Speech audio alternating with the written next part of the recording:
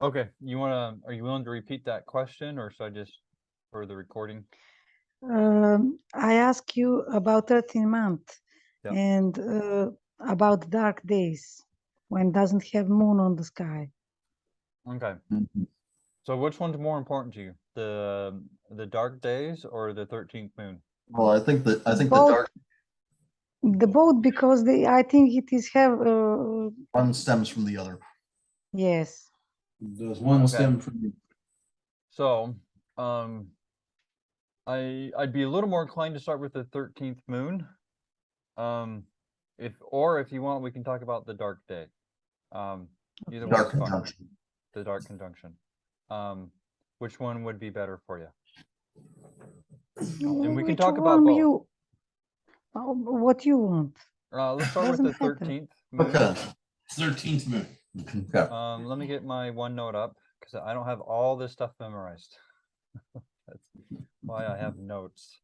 I have the principles fairly well down, but where all of them are in the scriptures, that's hard to do. I used to have a lot of stuff memorized in the scriptures, and I still do, but not everything.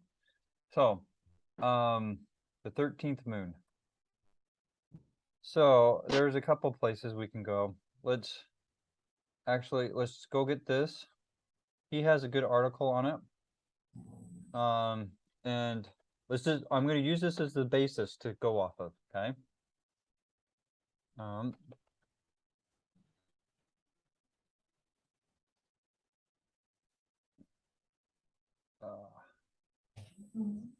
Save. Open.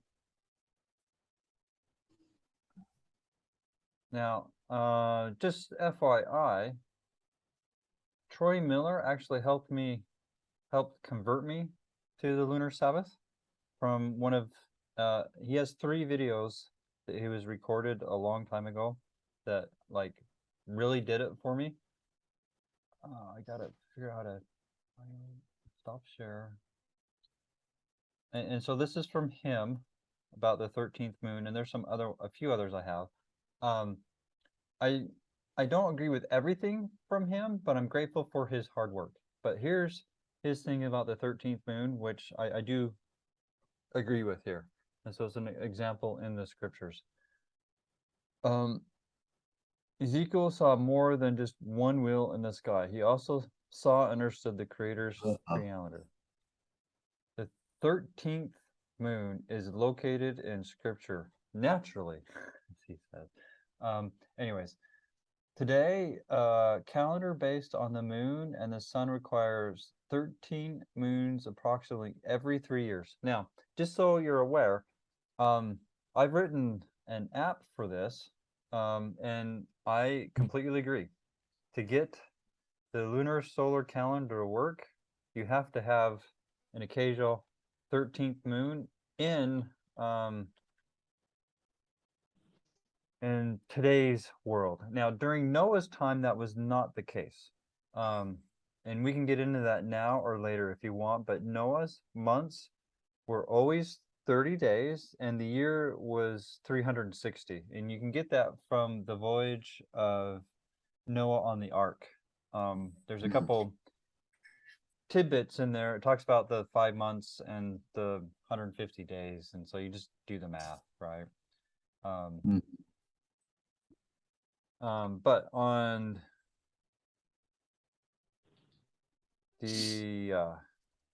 me just having an app, if you don't have it yet, here's this. I need to add a page for the 13th moon, but we're going to go off it. So I'm just bringing out that, yes, at times you do need a 13th moon because otherwise your seasons will get out of sync. And there are various... Sorry, go ahead, Ben. That's an interesting point that's brought up in the article, that the lunar year is actually 11 days shorter than the solar year. It's not constant 11 like he's putting in there. Yeah, but it is off. It varies a little bit, but it's off around 11 days. And some of it will depend on the number of 29 and 30-day moons there are. and that varies from year to year. It's not Mhm. like every other, like a lot of people push, especially when the moon goes from 29.2 to 29.9. It's not so 129, 130, 129, 130, like a lot of people like to push. Mhm. You can have multiple 30s in a row. I've Yeah. seen it in my calendar because it does the math, more accurate math, rather than the 29.5 that a lot of people do, right? But, and plus, when there's leap year on the Gregorian, that number will be off even more, right? Mhm. So that's a, it's not a constant, it's a estimate, I would put that. Yeah. And I would wonder if it's more like 10, not 11. But like I said, it varies, but it's pretty constant. Every 3 years, you need a A third, 13th month, the a 13th 13th moon. moon. I did. I'd have to go run it again, but I did a program actually just mainly checking my calculations and also looking at how often the 13th moon happened, and I don't think it was every 3 years, but it was pretty dang close to it. It's been a little while, so I'd have to go back and review that. Mhm. But it's pretty close. Okay. And I did 1,000-year period Yeah. with my calculations.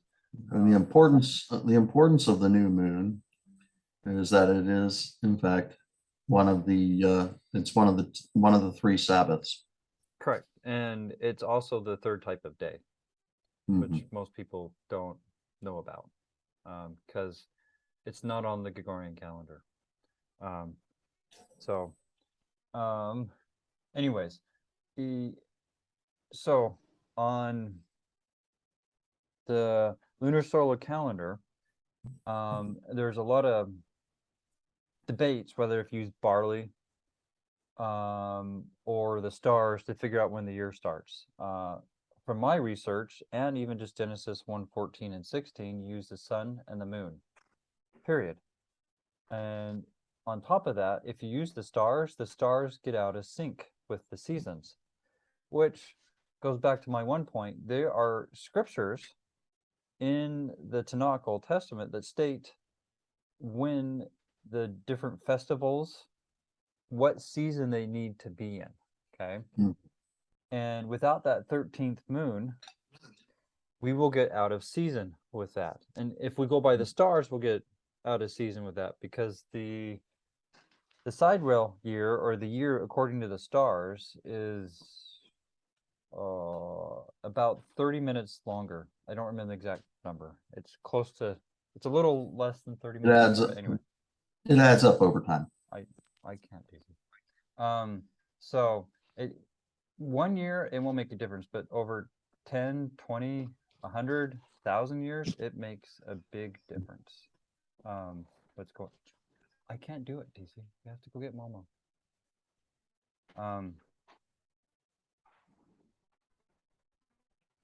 I go.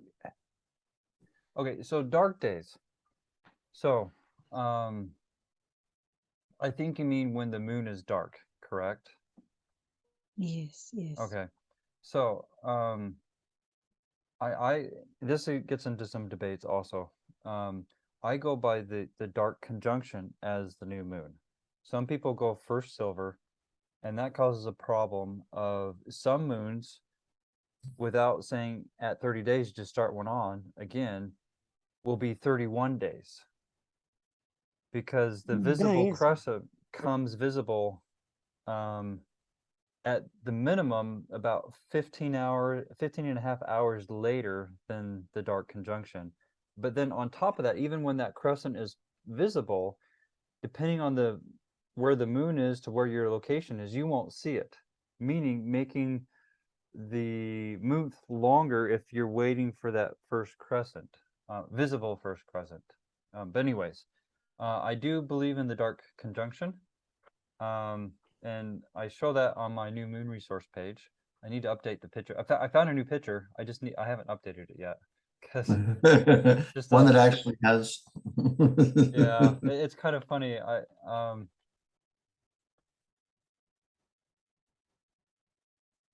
show you this. So I just took someone else's picture. I just found it online. But you look at it. So they have the moon in place of a dark conjunction, but you see how the light and the dark are on the wrong side of the moon.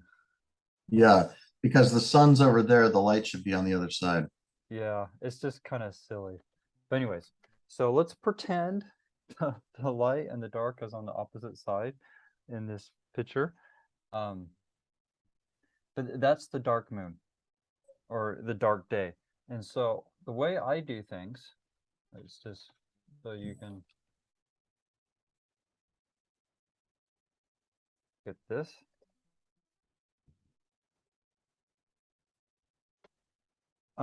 He didn't wait to see the 2 days to see the new moon day. The 2 days has to do with the transition day and new moon day, and we can go look at that, and that's in First Kings, if I remember correctly. So yes, First Samuel. Oh, is it First Samuel? Samuel chapter 20. Okay, so the first day is what I call transition day. It's the 30th day of the moon. Back then, I think this was before This the was lunar cycle before, change. yeah, this was before the cycle change. So David, all the time, had 30 days in a moon during his lifetime. It didn't change until Hezekiah.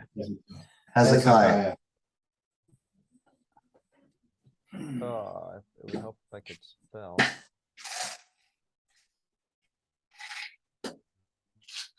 So I have this here, and that was about 700 BC, just FYI. But here's the scriptures for Isaiah, 2 Kings, 2 Chronicles, Hezekiah. So in those days, they had 30 days in their calendar. In fact, let me get a picture up that I made, because pictures can help make it easier to visualize and understand.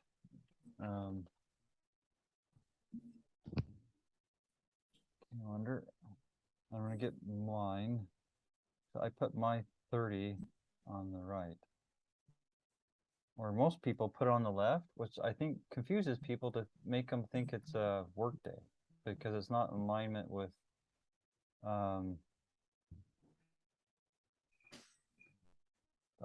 share.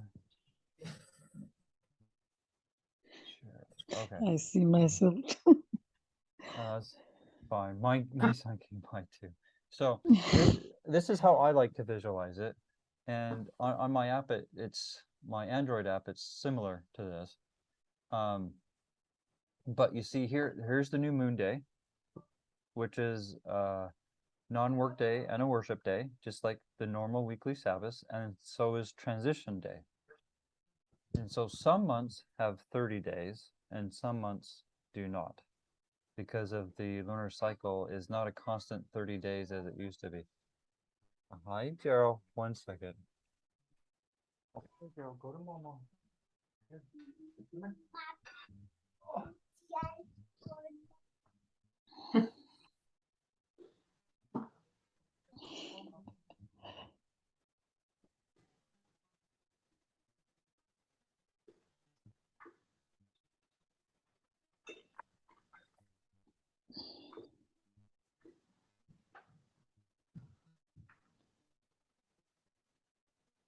I have 2 kids that love me. Sometimes they don't understand it's not a good time. So anyways, so I don't know if Ben filled anything out when I was stepped away for a little bit. Oh, but, no, I was deep in thought. Sorry. Okay. No, that's fine. So some days have 30. Oh, in fact, and some days have 29. So I just realized we can show that on this right here. So this is the listing of my app on Google, and it's just convenient because I have some yearly pictures here. That's not the best yearly picture.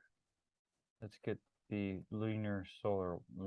Okay, so here's This started in April, the middle of April. I don't or beginning. I don't remember. I'd have to go look. But anyways, this is for this lunar solar year. Okay, and you see here, every day or moon has a 1, right? Obviously, most people start the count with 1, unless you're a programmer and then you start with 0, which Yeah. I am. So I'm weird. I start with 0, but I wrote this for other people. Anyways, so, and then you go count your 7 days, right? Which then gives you 8, the Sabbath, the weekly Sabbath, 15, weekly Sabbath, 22nd, weekly Sabbath, 29, weekly Sabbath. And then some moons have 30 and some do not. And so you see here, this one has 30, this one does not. This one has 30, this one. See, look, there's right there. There's 2 in a row that had 30. Like I was talking about, Ben. It's not Yep. always Yeah, it's not always. alternating, but anyways. Yeah, and then down here you have 2 that only have 29. Yeah, In a and row. it varies. So stuff like that, where the rabbinic calendar, the Hillel second calendar, this is all done with close calculations, but calculations that aren't good enough. And so you'll get, in fact, they even put constant which months have the extras, and some of that has to do with the issues of the 10th day of the first moon, which deals with Passover and selecting the lamb, and that can't be on a Sabbath, because if you don't grow your own lamb, that's the day you have to buy your lamb for Passover. And on a continuous 7-day cycle, which they currently do, because the Catholic Church forced them to, they had to make sure that 10th isn't on a weekly Sabbath, and that's why they have postponement days. So, meaning, sure, the moon's there, but we're waiting a day because we know of problems that's going on. But their Hillel second calendar contradicts Torah on many aspects. But you were going to say something, Ben? Well, it was more of a question, kind of. Okay. But are we still roughly on the same year? So they do their year differently. So Yeah. and the way that I'm just thinking about the enumeration in relation to prophecies and what have you. Oh, so first I'll do the first part. Okay, I'm doing calculations in my app. So, but in the scriptures, we're supposed to wait for the signs and then do something, not calculate when the sign's going to happen and do things based off of when we think it's going to happen. Okay. Right. And so the Hillel second calendar will say, well, the spring equinox hasn't happened yet, but if it happens within 2 weeks and I just had a new moon, we're going to count it as if a spring equinox actually happened. So there have been years. They're off. Off. They're off at times. Some years were the same, and some years were off or different. I think they're off, and I'm on. But anyways, the point. I mean, the point is what I'm looking at is enumeration, just enumeration of years. If you're looking at the whole, the year from Adam. the whole 7 the 7 millennia type thing. Oh, right. I would say theirs is off. In fact, if you go look at some of the readings, even though a lot of people will take what they say as authoritative, they state in their writings that we don't know enough history. You shouldn't rely on us, but that's what people do for the calendar count.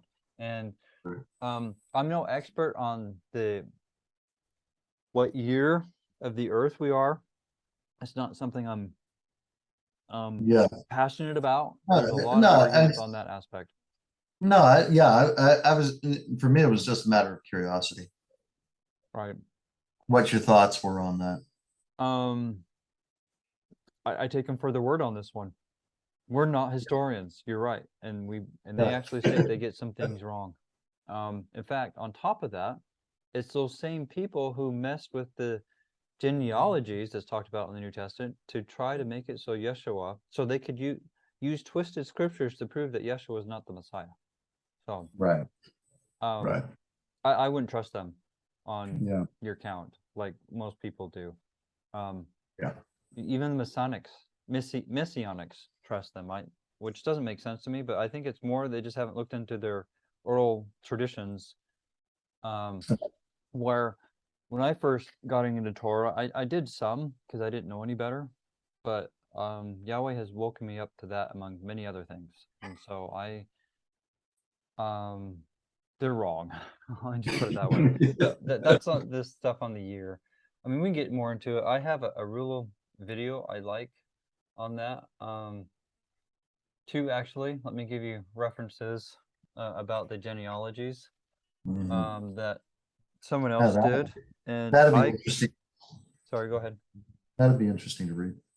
Their videos. Yeah, okay, to watch. They're really good. In fact, everybody who like taken the time to watch it have told me that their socks were knocked off from watching it. It's really good. So that's one. I'm trying to find the other one. They have two.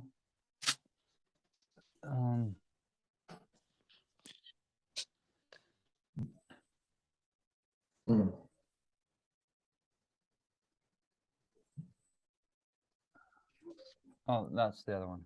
I think. Okay. The first video for sure, and the second video maybe. Anyways. So yeah. So now that I'm done sidetracking. No, that's fine. I mean, it's related to the subject, right? So that's fine. I am related to that. I'm of the opinion that Yeshua died year 30, because 40 years later fulfills the prophecy of Jonah. The temple destroyed, 70 AD. Now, there's tons of complicated stuff that people use to put Yeshua's birth at different times that contradict 30 AD. But it's pretty solid. So the Solomon's temple was destroyed 70 AD. You just do the math from that, 40, you get 30. So anyways, that's where I'm on that one. And then you just do the math to get his birthday. 33 and a half minus that, right? It's not too hard. Yeah. What? Huh? Yeah, I know. Well, the thing that can be complicated, there's not a year zero, right? So you gotta do that little offset. But anyways. Yeah. So as you can see here, back to the calendar thing, some days have some moons have 30 days in them right now, and sometimes not. And it's just because the lunar cycle issue right now that started around 700 BC. And so the way I do it on the months is the day starts at sunrise.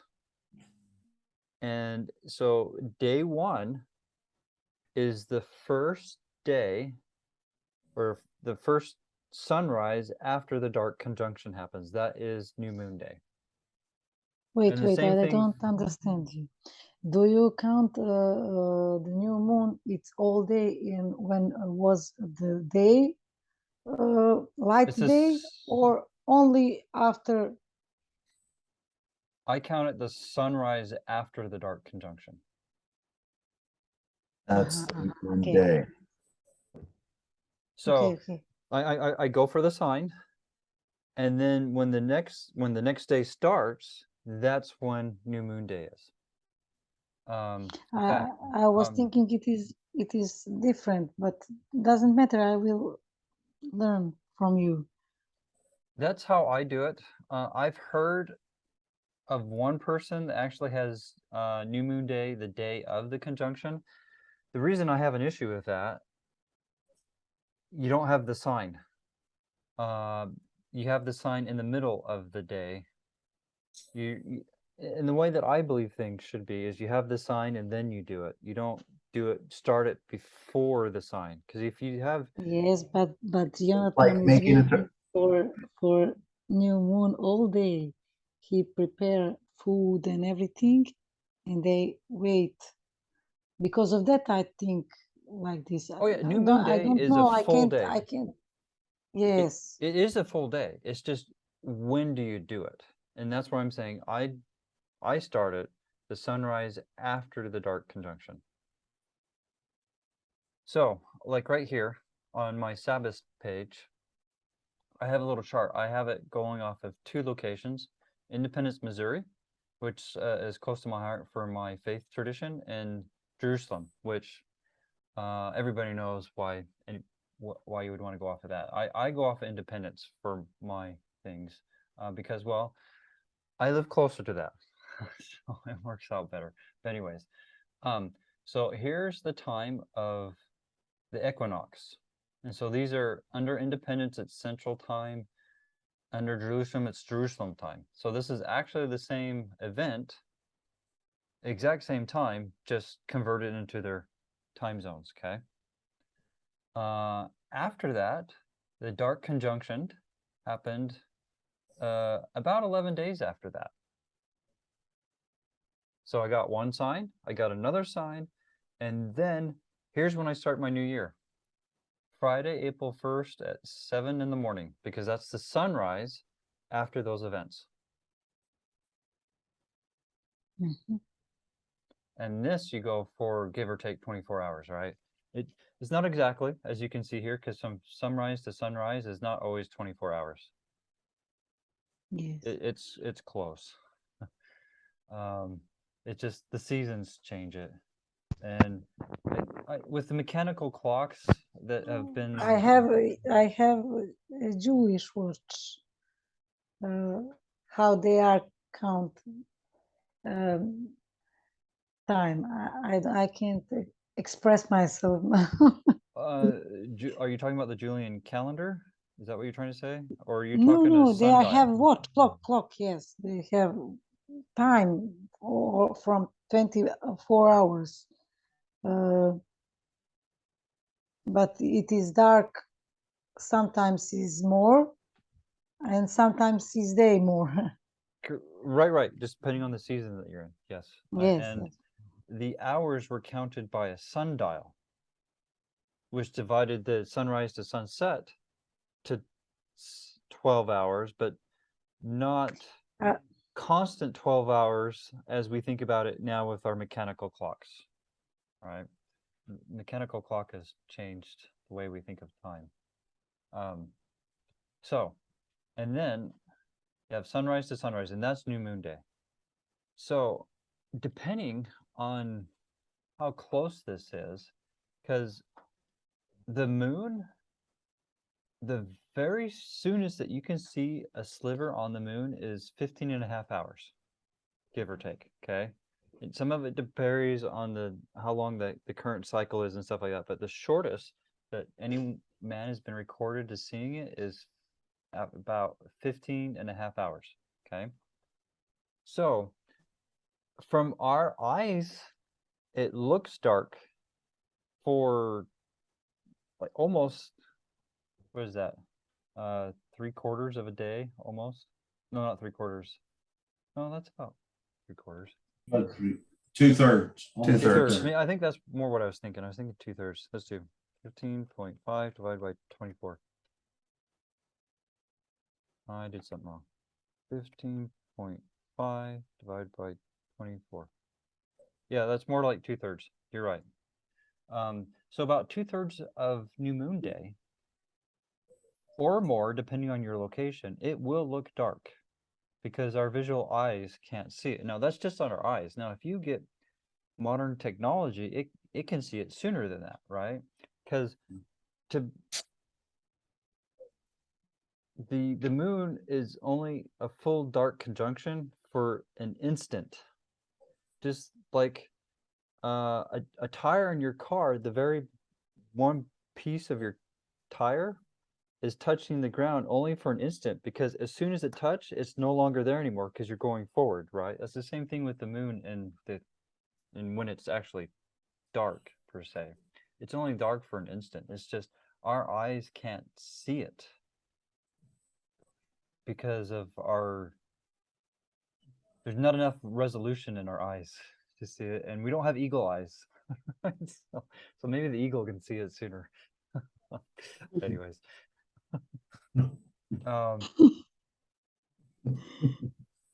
So it's only fully dark for an instant.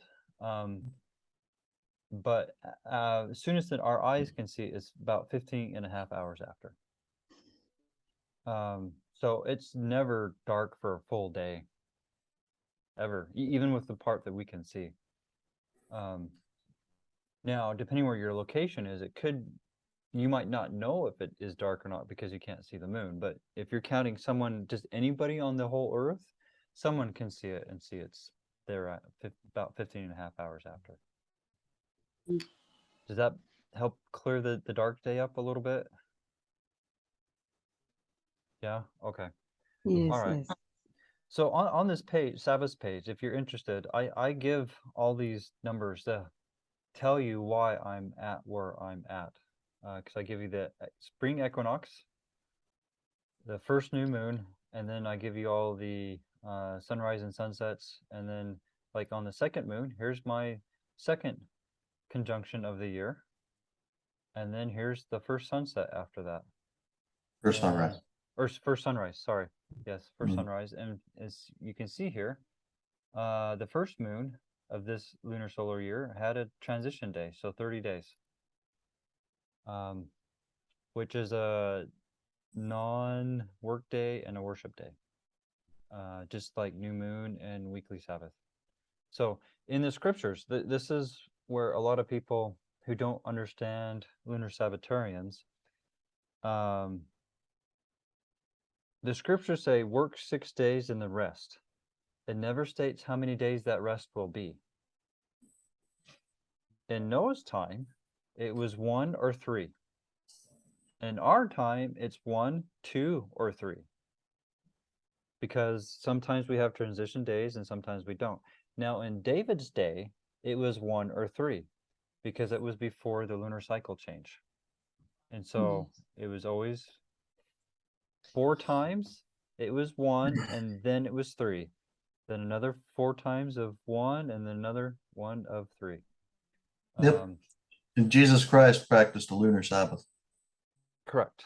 And we can show that from the New Testament on a couple events.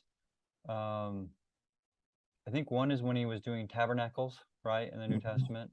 When you do the count off of one of those events, it shows that the Sabbath was 8/15, 22nd, or 29th. I forget which one. Probably the 22nd or the 29th. Most likely 22nd because I think it was the extra Sabbath that from tabernacles. I'd have to go look. It's been a little while. But when you do the math, it's a lunar Sabbath. And that's not by accident. It's by design because, I mean, that's the calendar he kept, as been stated. Also, Acts 20 is another example that only works with the lunar Sabbath. I forget the one with Yeshua and tabernacles. I'd have to go look that one up. When was the first day they sacrificed? Okay, so there's 2. There's between the mornings, and then there's one between the evenings, okay? So first of all, what is these between the evenings, right? So tell me again, I didn't hear you. Yeah, I'm getting there. So there's 2 times that the lamb was offered. Yes. Because there's 2 In the lambs morning in the law of Moses. Yeah. There's between the mornings, which I call it, different people have a different term for that one. And then there's between the evenings, and that one's pretty universal. Yes. Okay. But which one was first? The morning. Yes. Just because So- morning comes before evening. Because there are 2 every day, one in the morning and one in the evening. Yes, but it is like God tell us, I think that day beginning in the morning, because first sacrifice is in the morning.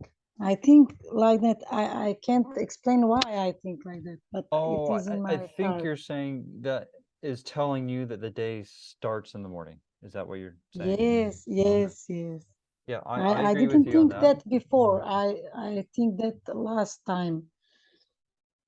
So I have a lot of things on this resource page about the day starts in the morning.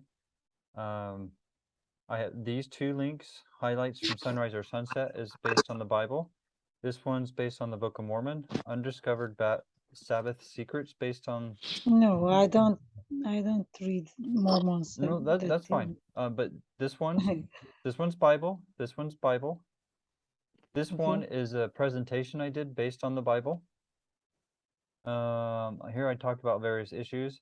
These articles show that it's the morning, and these videos show it's the morning. In fact, the details about Passover shows it has to be morning, and we can look into that. And then even the details about Yeshua's sacrifice on Passover shows it has to be morning. The other details, the other thing that shows that the day begins in the morning is simply the creation.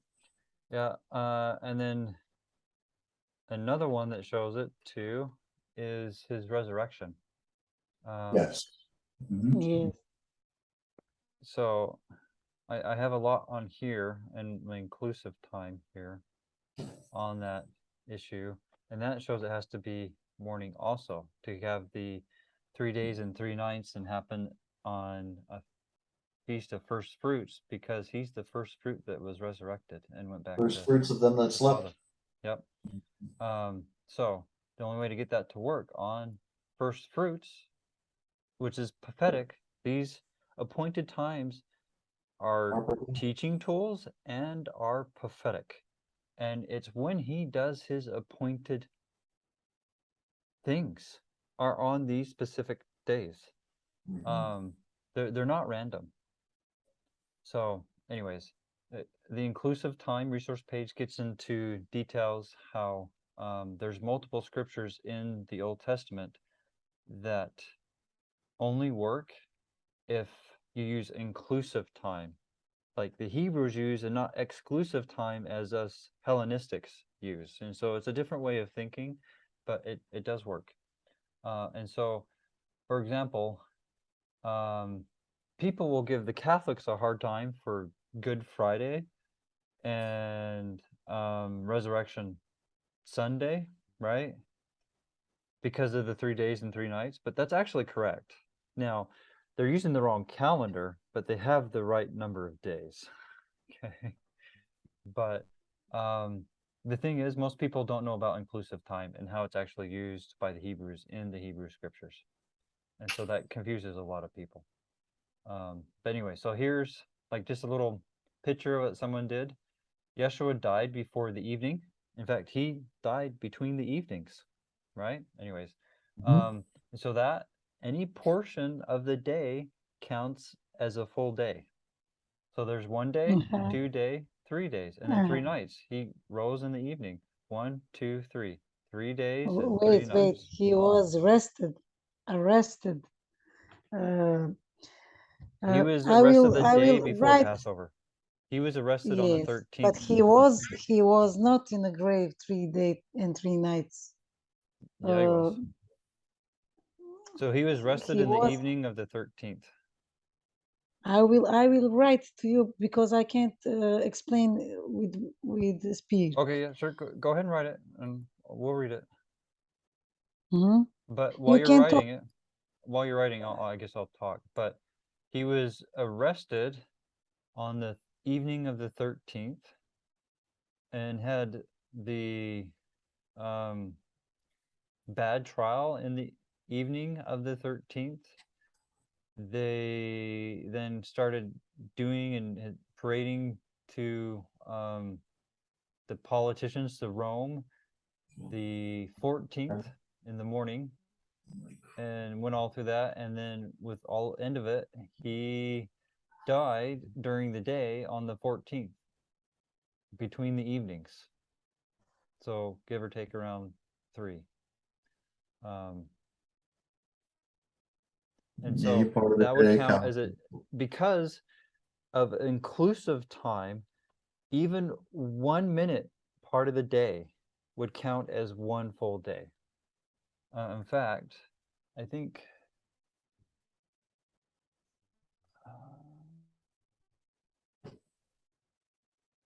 I have a quote from the Talmud in here. I mean, I have stuff from the Tanakh too. But it shows how if someone was born just like 1 minute before the end of the day and 8 days later, they can be circumcised, right? Oh, here's the one I'm looking for. Okay. A short time in the morning of the 7th day is counted as the 7th day. Circumcision takes place on the 8th day, even though of the first day only a few minutes after the birth of the child, these beginning as 1 day. So this is talking about inclusive time. And through here, I have examples in the Bible and articles that helped me learn about this. And I just kind of put them all in one little resource page so you can go look at what everybody else has said on the subject that I agree with, or mostly agree with anyways.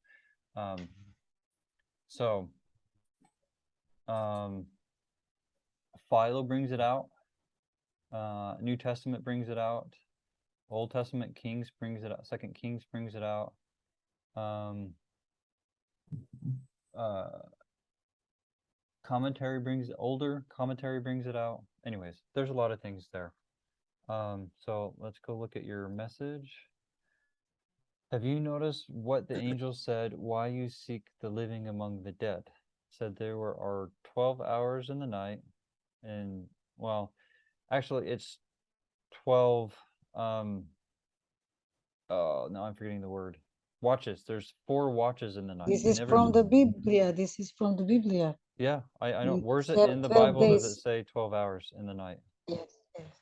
I don't know a location that it states that. What I know in the Bible states about night is the 4 watches. And in fact, the cock crowing that Yeshua prophesied that Peter would deny him before the cock crowed thrice, that's talking about the 3rd watch of the night. That's not a literal cock crowing. It was the 3rd watch of the night. That's what Yeshua was talking about. But anyways, so 12 days, and the angel said 3 days and 3 nights. Yeshua said 3 days and 3 nights. No, this is said angels, Maria and who was with her. Angels asked her, why are you looking, leaving Jesus in a grave? Sure. I don't, you understand me? Yeah, I know what you're talking about now. Yeah. And he Sure. tell her, it is 3 days and 3 nights after he was arrested. He was given in the last time. That depends on Serbian. translations that you use. So I will find where is it, so I send it to you. Okay. So if you want, on these 3 days and 3 nights, this article is my favorite. There is one thing I disagree with him on, and that the author of that article I just gave you, believes the full moon is the new moon instead of the dark moon as the new moon. Other than that, it's a great article. And it even gets into translation issues and using the Greek, going back to the Greek of the words and how some of the English translations are not the best. So I do agree with you.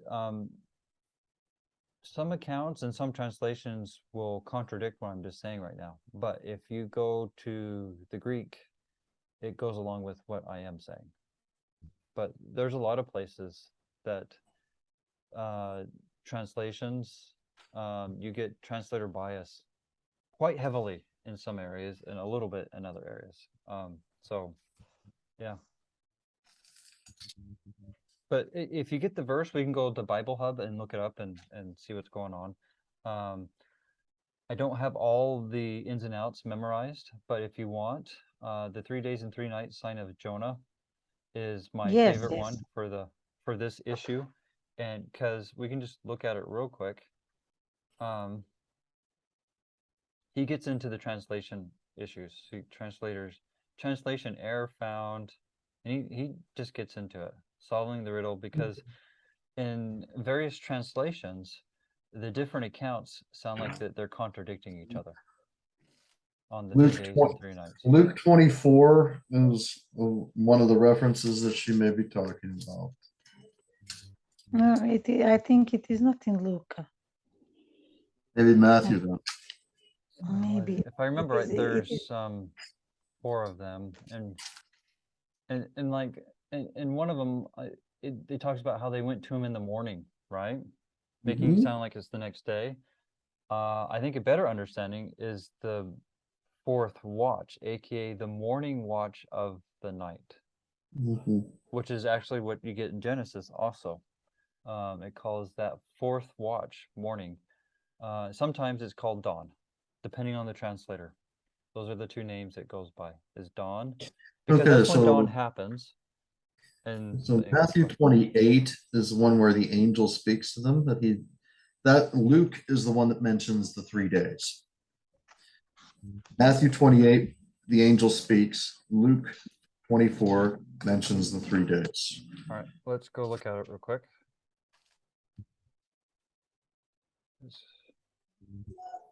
So Matthew 24. No, I heard you wrong. Matthew what? 'Cause Matthew 24 is something else. Matthew 28. 28. I knew I heard you wrong. That's Luke 24. Ah, there we go.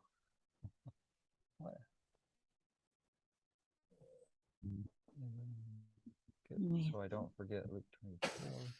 Jovan. Am I sharing that? I can't remember.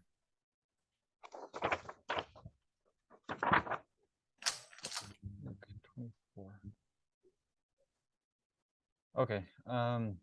And also Mark 16, an angel speaks as well. Okay. Yeah, so for those who like the JST, I have a post on this, but we won't go there too much. Let me just get the link for those who will be interested.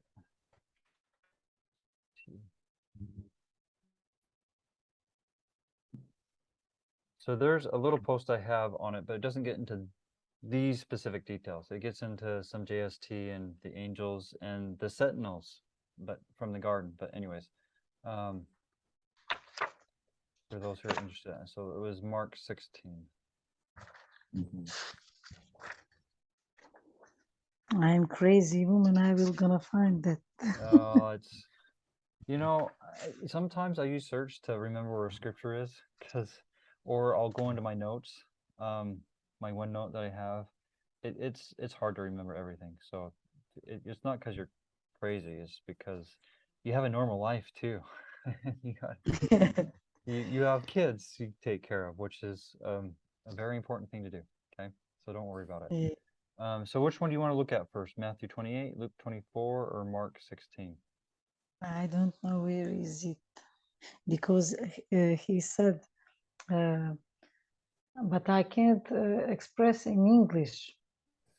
Zašto tražite mrtvog među živima, jer je predan, this is Serbian language, u vlast tame, in the vlast.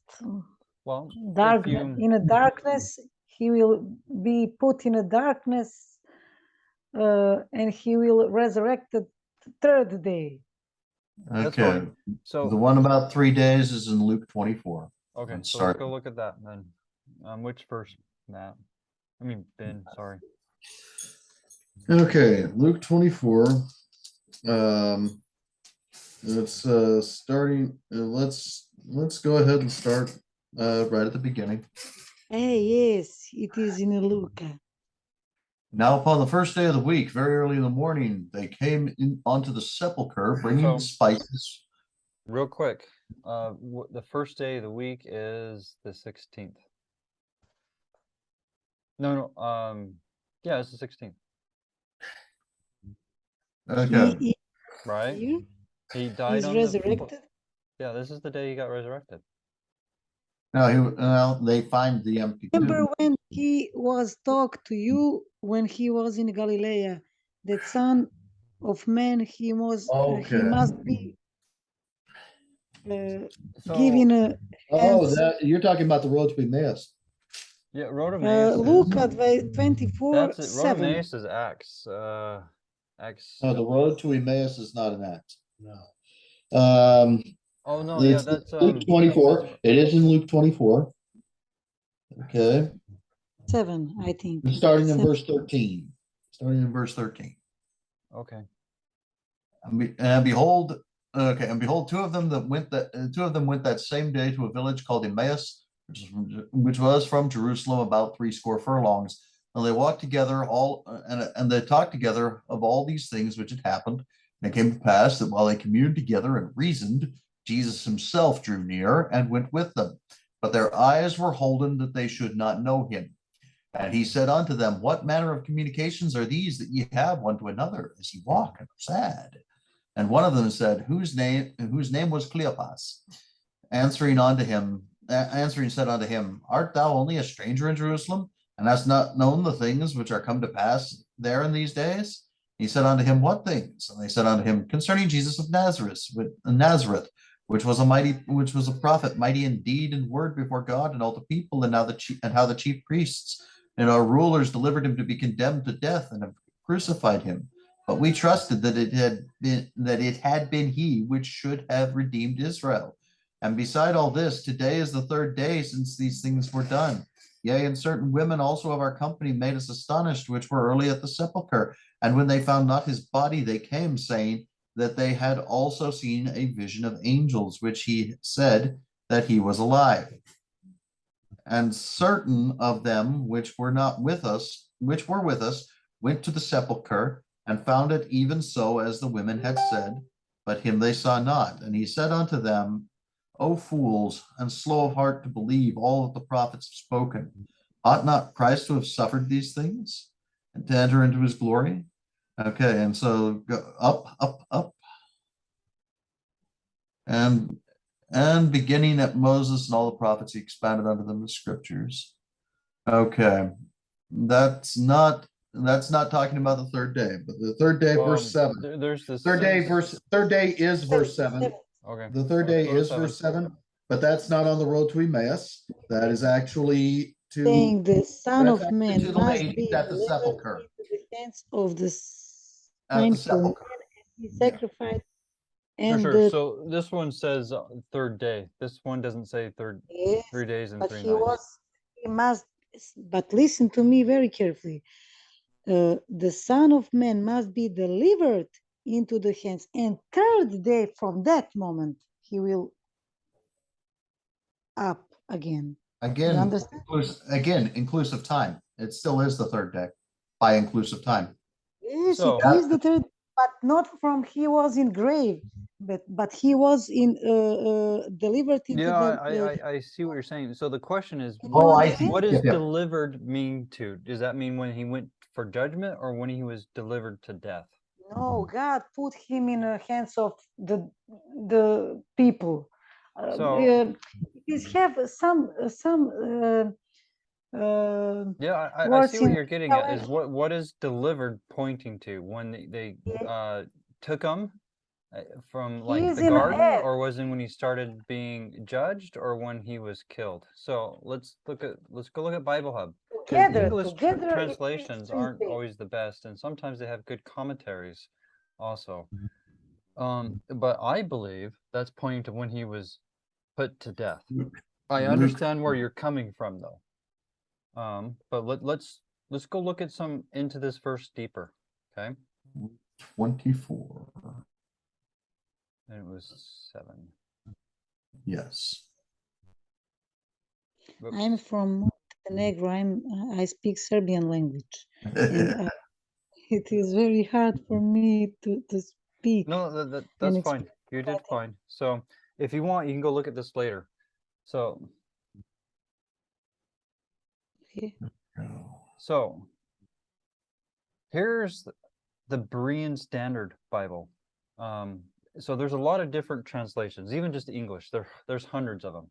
The one that this site generally highlights is the Berean Standard.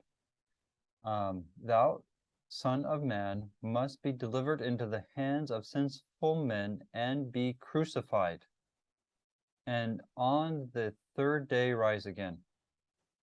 So to Can you me, understand? crucified, killed. Now Yeah. let's go look at the Greek underneath that. Okay, so I'm going to click on the interlinear. I'll just give you the link so that way you can get to it easier later if you want. Sometimes it takes a while to learn to do a website. But here's the Greek, and then the English that gets translated, and I think it's the Berean standard that's it's showing here as the English. So there's the word crucified, to put on the cross, and then the other way that's done is to impale on the cross.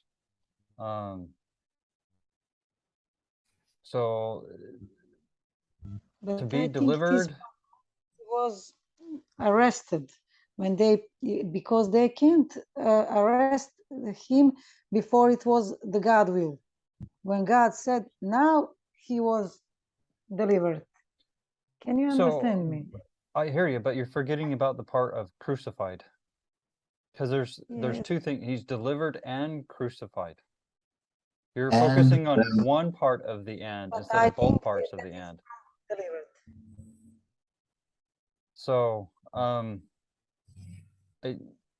so I guess one way you're taking crucified being part of the 3 days, where I'm saying it's a two-part statement here of delivered and crucified, then you get 3 days. Yes. But I can see how people read it the other way, but I do believe taking other things into account rules that out. Because even Paul in the New Testament states he's the first fruits, which points to the Feast of First Fruits, which is on the 16th. Which is the 16th. First day of the week in the LuniSolar calendar is the 16th. Yeah, I'll just get another, I'll show that picture again, just as a review. So here is the first day of the week. It's the 16th. Okay. And counting inclusive time, 1, 2, 3.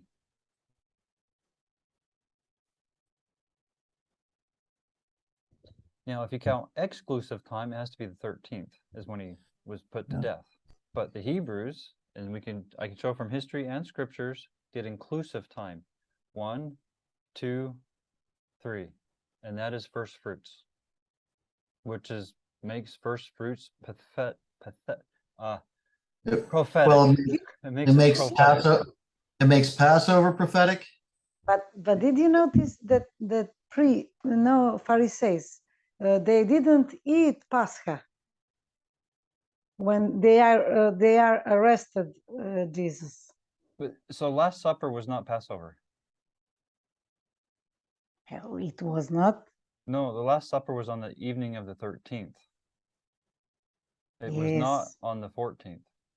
Yes. Passover is 14th. I can give you a good video on that if you want.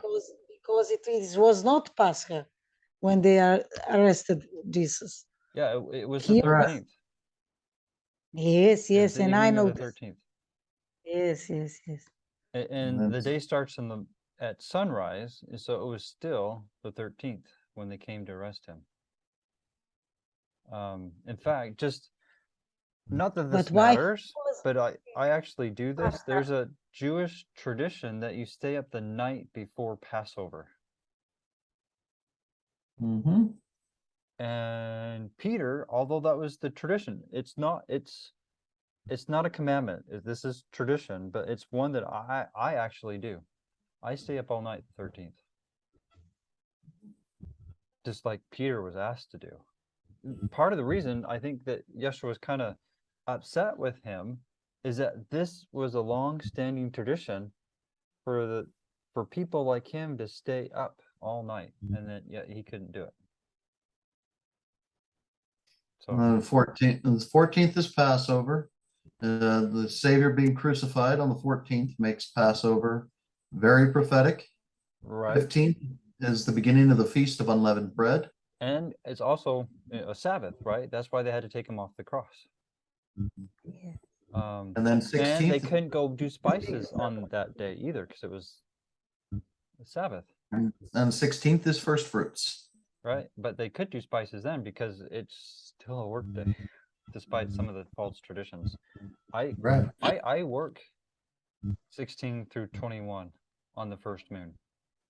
It's not a holiday. In fact, if you're a farmer and now you just did your first fruit, you're working right after that 17, 18, 19, 20, 21 to go harvest. Yeah. It's these First, Orthodox Pharisee false traditions that say you have to take that whole week off. You don't. It's a work week.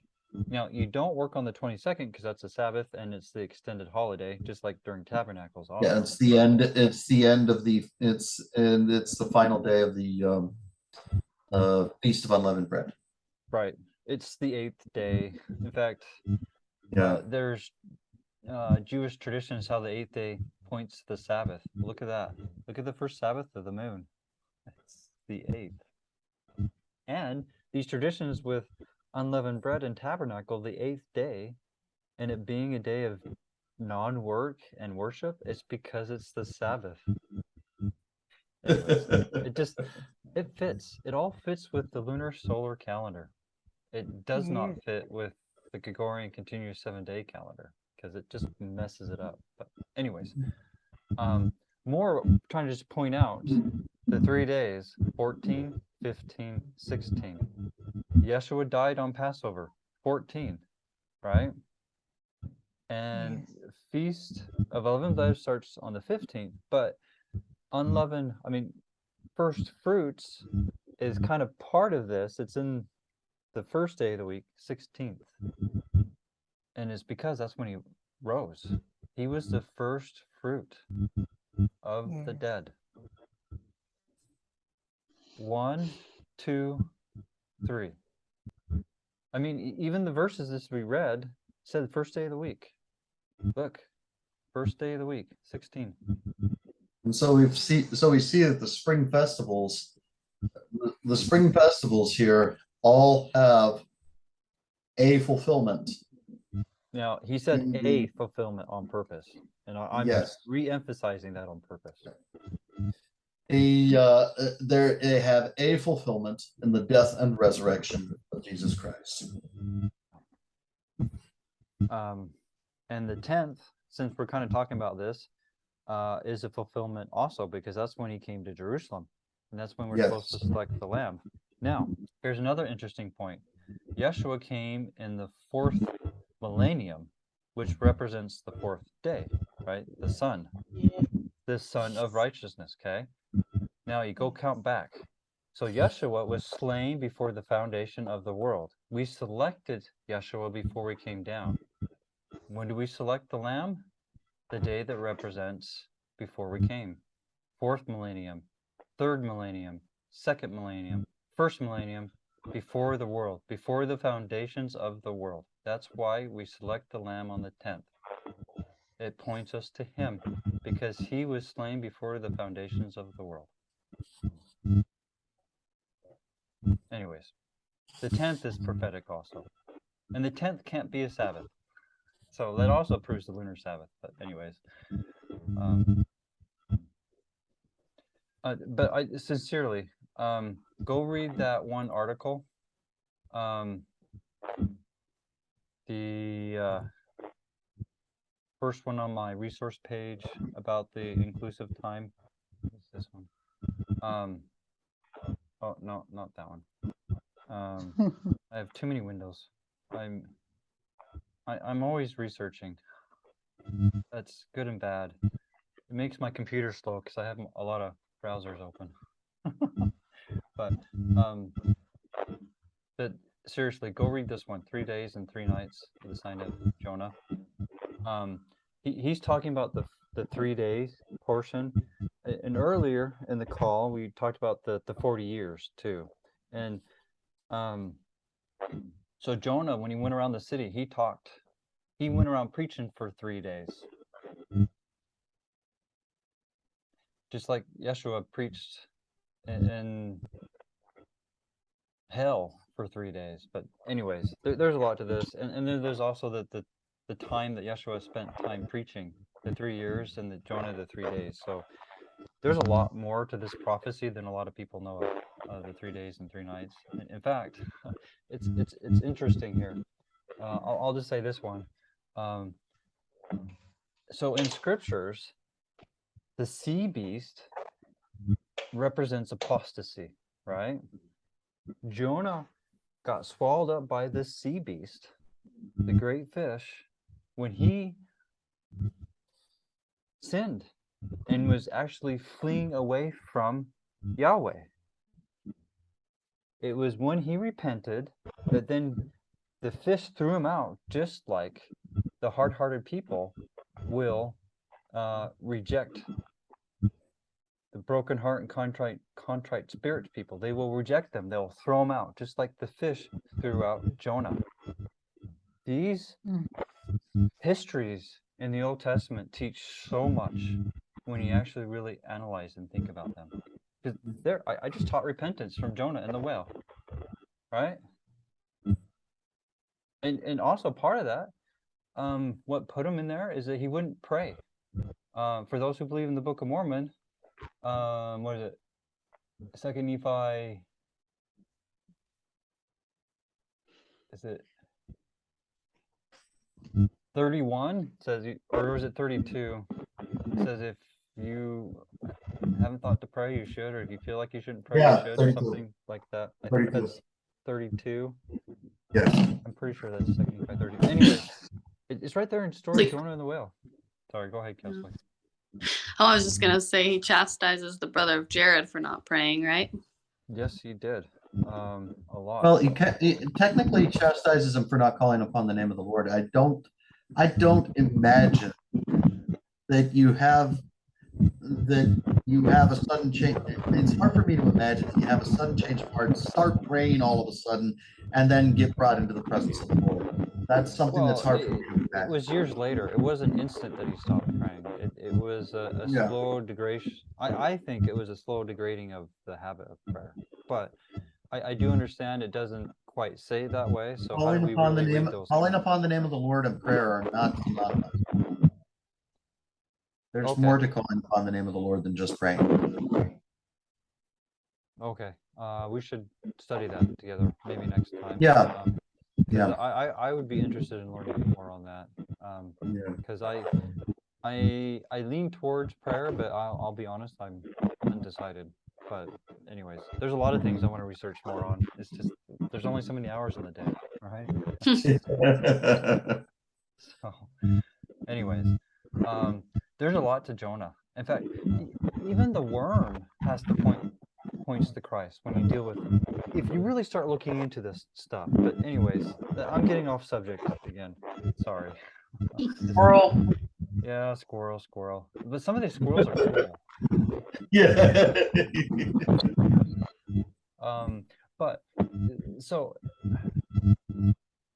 there's a thing called padres,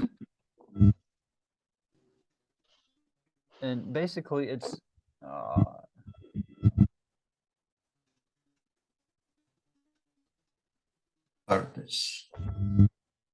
there we go.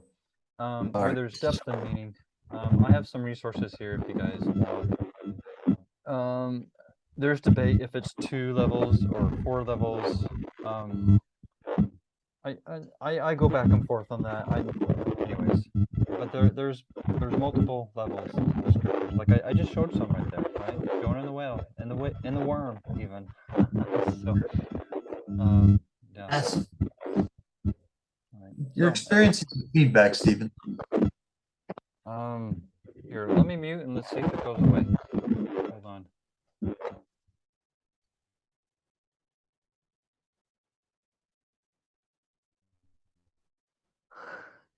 I don't. Oh, let me mute. Let's see. Maybe it was.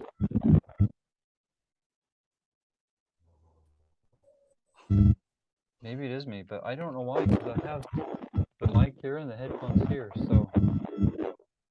Yeah. It did seem to go away. I muted though. I don't know what to do.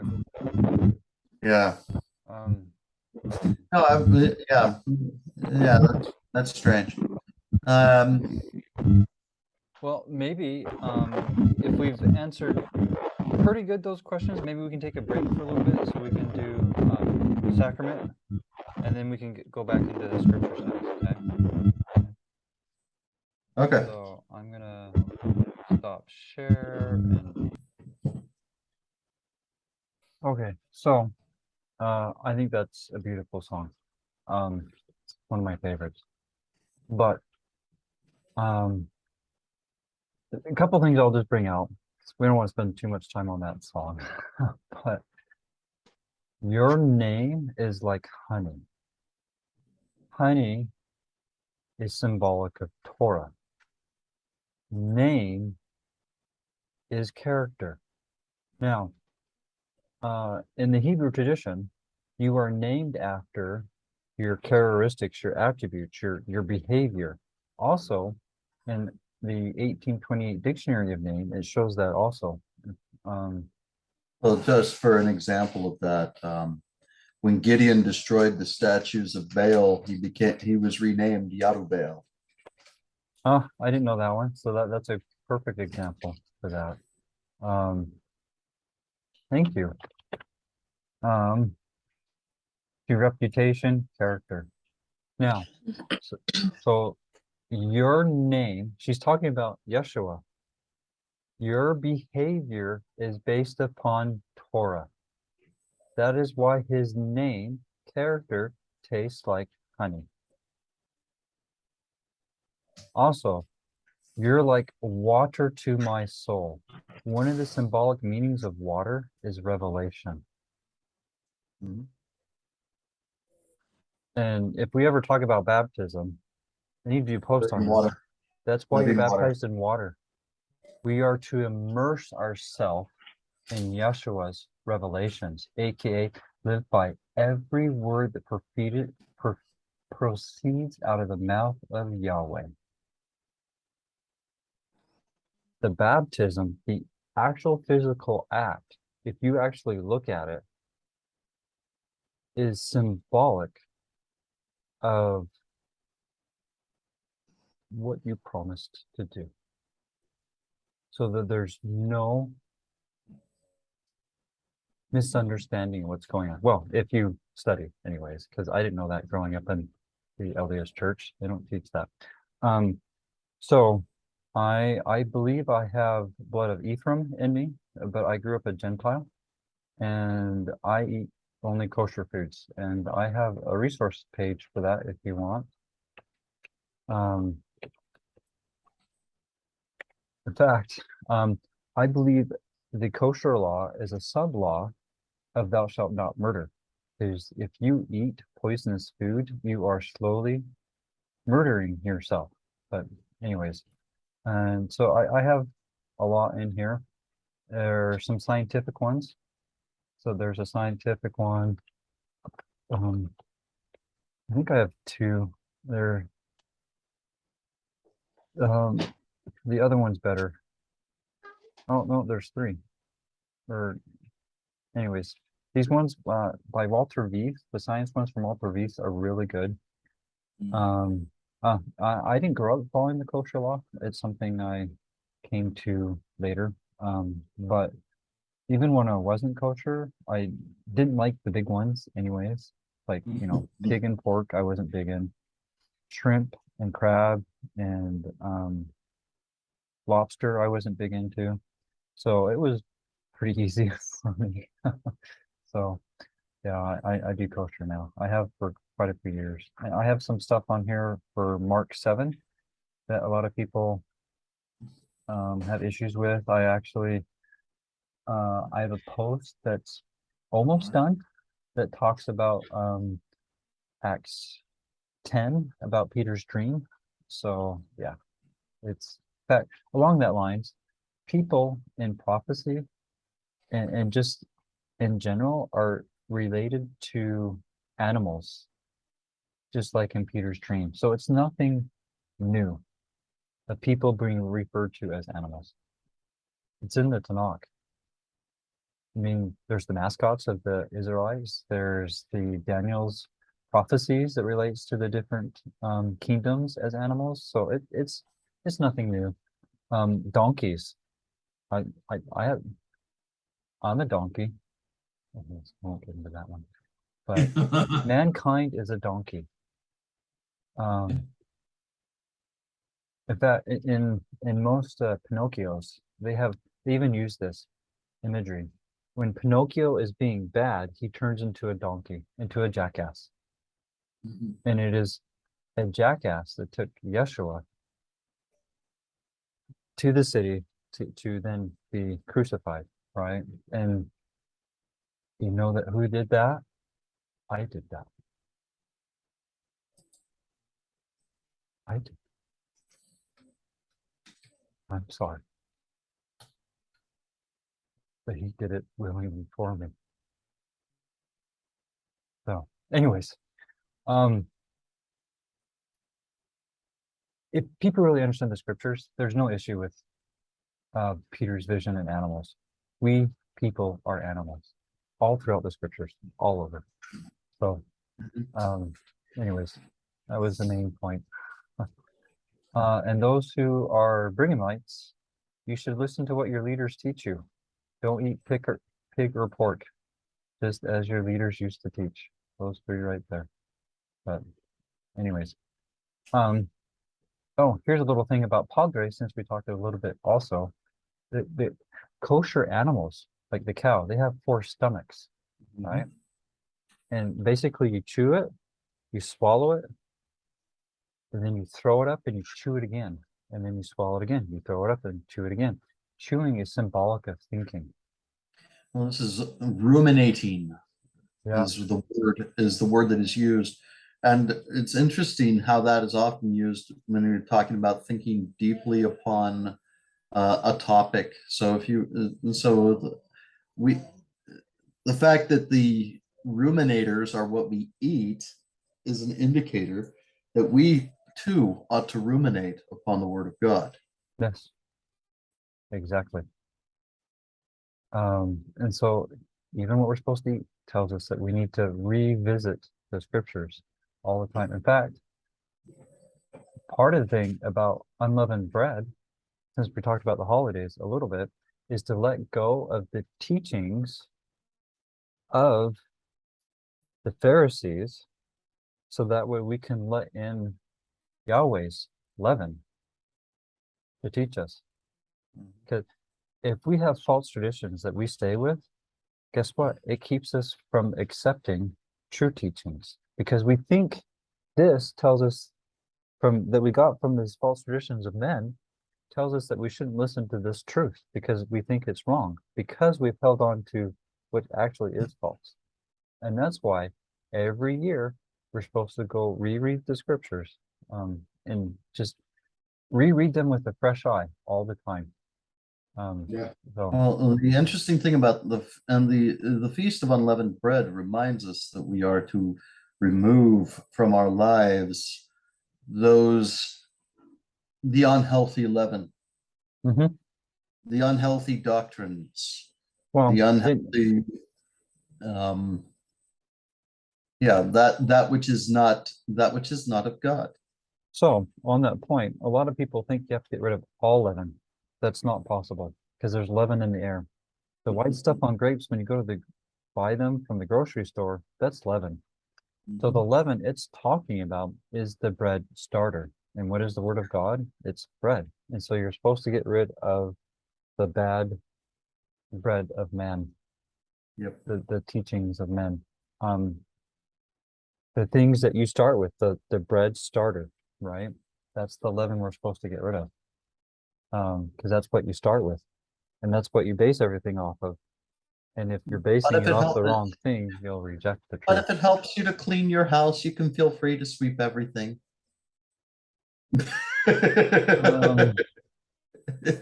So this is my church. Mhm. I grew up going to church on a Sunday, and they teach watered down sugar melt over and over every year. Yep. and it gets more and more watered down and less and less sugar. Or I think maybe you mean more and more sugar. Yeah, because Think- sugar is evil. that's true. Sugar's bad. Sugar actually takes away your desire to have other tastes, and it makes it so you can't even taste the other things either. The more you get rid of sugar, the more you really taste your real food and how tasteful it really is. Sugar, it's addictive, but then you only want that. Where real food, you want the whole banquet, not just one.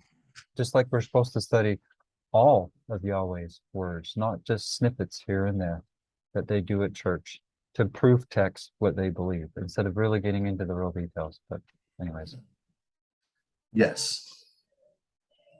so- Yeah, I love some of these articles that are in here. oh, well, I have a few more I need to add, but I need to add a lot of things too. A lot of things. So Yeah, it's just, this is the a good level- start for people.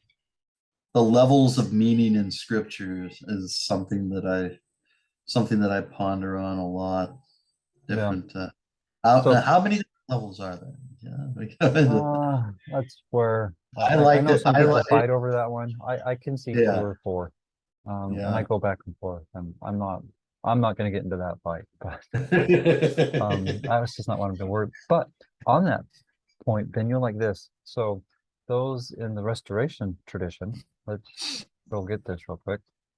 I had a thought last week that goes along with this. And I see it from the word of wisdom. Oh, actually, let's go look at it from my resource page, because then we can show how it's supposed to be read instead of how the LDS Church changed it. I'm not doing a dig in there, am I? Not at all. I don't sense any hostility. No hostility, just hostility. trying to wake people up. Yeah, people need to wake up. Yeah, okay. So I'm going to read the 1835 edition, and not the LDS one, which added a comma, which actually changes the meaning. So, on this meaning of padres, okay, that goes along with this. And it is pleasing unto me that they should not be used only in times of winter or of cold or of famine. So this is basically saying eat meat sparingly all the time. Right. Now, the meat in regarding to scriptures are the mysteries. We are supposed to go after the mysteries sparingly. What is supposed to be the majority of our meal are the basics, which are the commandments, The bread. the bread. The mysteries, you shouldn't avoid them, but it should be sparingly. Where a lot of these groups, especially in the restoration tradition, but I'm sure in other Christian traditions also, what do they focus on? Fully on Meat. mysteries. Fully They're on not mysteries eating that their they cannot meat. understand. Sure. Well, the thing is that they haven't. They want to focus on the meat, and they haven't even got their stomachs aren't to the point where they can accept the milk. Well, yeah, but the thing is that the meat mysteries that they're doing are completely wrong. It's like calculus. You don't start with calculus. You started with math or addition, subtraction, Yeah, multiplication, and arithmetic. division. Arithmetic. Yeah, that's the Yeah. word I'm looking for. You have to start there. But either Yeah. way, you should do your mysteries sparingly. But most of these groups, what do they focus on? The mysteries, the meat. And that's what I'm saying. This verse, spiritual meaning to me, because, Yahweh doesn't give anything that's only temporal. Everything is spiritual. Do your mysteries sparingly. All the time, but sparingly. Seek them all the time, but don't make them the focus Right. of everything. Because the focus of our lives should be. Sure. Talk We could talk about that. The book of Revelations is an interesting book, and I'm happy to look at it. So that will be speculation. So just as long as we get that clear, okay? That one, but sure, we can do that. Yeah, let's see. That book's an interesting book, and I think more of it's fulfilled than a lot of people will admit to. In fact, Daniel 9 is a big one that goes along with this, that we could maybe talk a little bit on that subject too. Because Daniel Daniel 9 is 9 and Daniel's Revelations and the book of Revelation go together a lot. But if you want, this is more on Daniel's visions, but Daniel's visions tie in with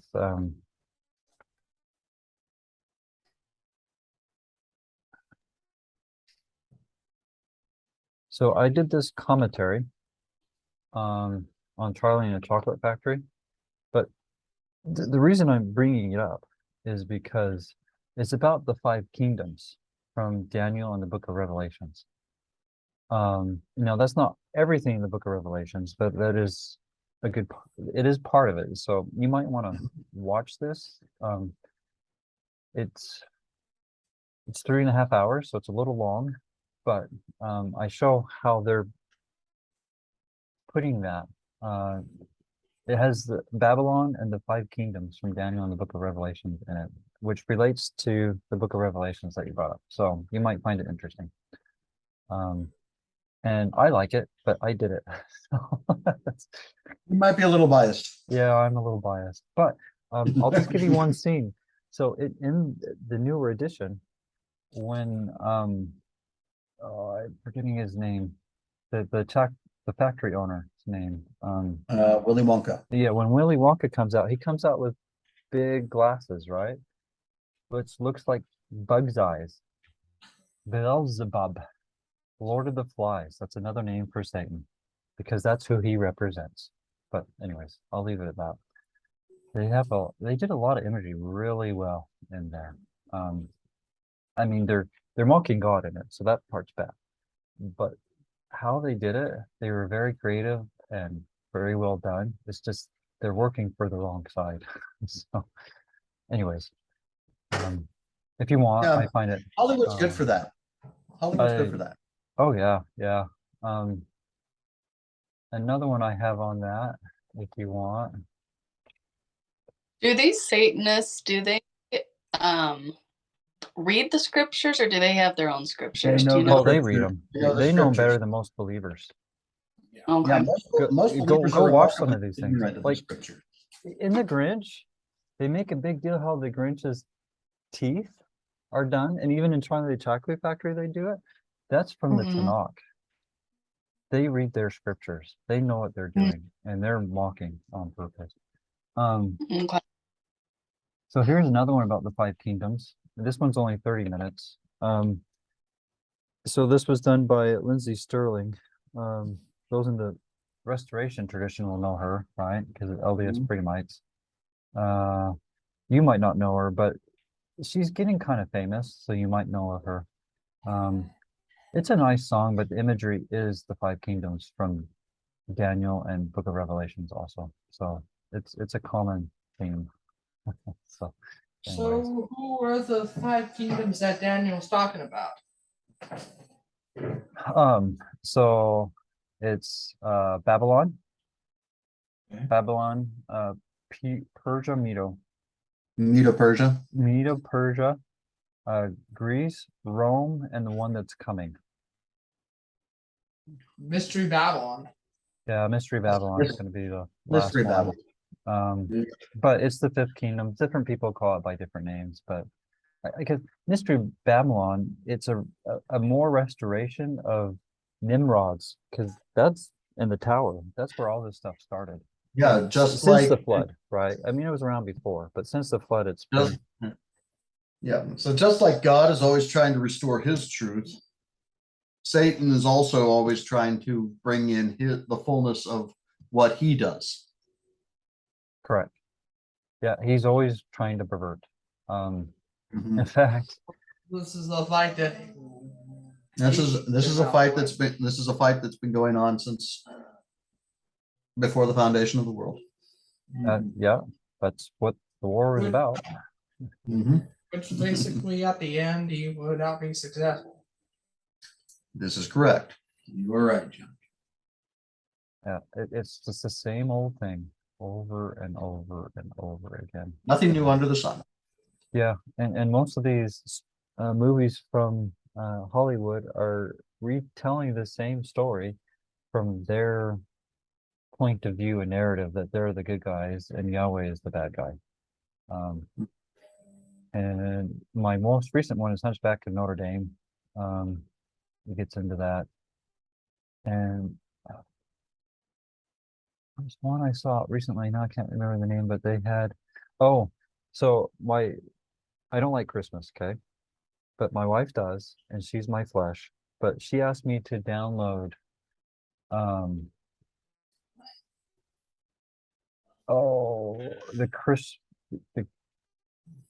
Christmas story with the train. Yeah. Polar Express. Yeah, Polar Express. So, yeah, that one. No, well, let's get on. That's better. So we watched that, and I hadn't seen it for a long time. But anyways, so in the Hunchback in Notre Dame, the Hunchback is in charge of ringing the bells, and I talk about that, right? Mhm. Guess what the gift is that the little boy gets that represents the same characters? A bell. It's a bell. This stuff is so universal. When you start seeing it, you see it everywhere. Well, I do. I see it almost everywhere. Well, you can hear it in the music. You can hear it in our music too. Oh yeah. But the music we used for Sacrament was in the positive light. Yeah. Correct light. Yeah, but I mean, I'm just saying you can hear it in the music as well. Like for instance, Michael Jackson's "Beat It" begins with the bell toll. Oh yeah. Yeah. I don't remember that song. I'd have to go listen to it. I was not a big Michael Jackson fan. So I don't have that one memorized, but it's all over culture, this stuff everywhere. Yeah. If it's there, it's most likely for the wrong side. So talking about what we're talking about just before we started recording, someone was basically making a wish and was mad that they didn't get it. Well, wishing upon a falling star. Guess what? Who's the falling star? Satan.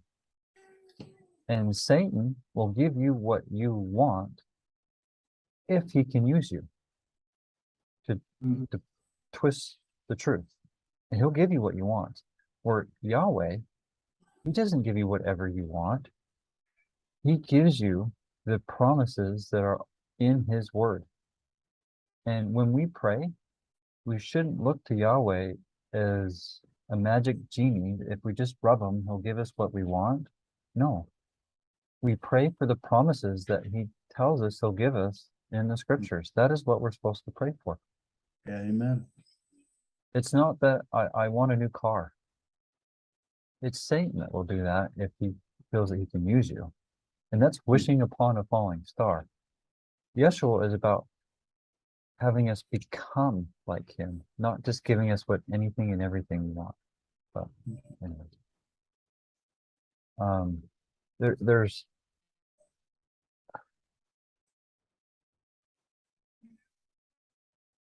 a false gospel has been taught so long to so many people, they don't know how to recognize or divide truth from wickedness. Because they really don't know. And when you start knowing it, it's real simple, actually. It's just real simple to see through it. It's real simple, but it's not real easy because there's hardly any aspect of life in Babylon as we know it that doesn't participate. Oh yeah. Satan has deceived the whole world. I see that everywhere. And it does make some things harder. So as you go through your movies and you find out things that are just like, well, that's not right. Okay. That one's gone. One of my favorite movies growing up was The Leaven. Yeah. And they make the one who you can't, nobody remembers his name, Hoggle, right? They make him Right. out to be like a weakling. And that's representing Yeshua, Yahweh.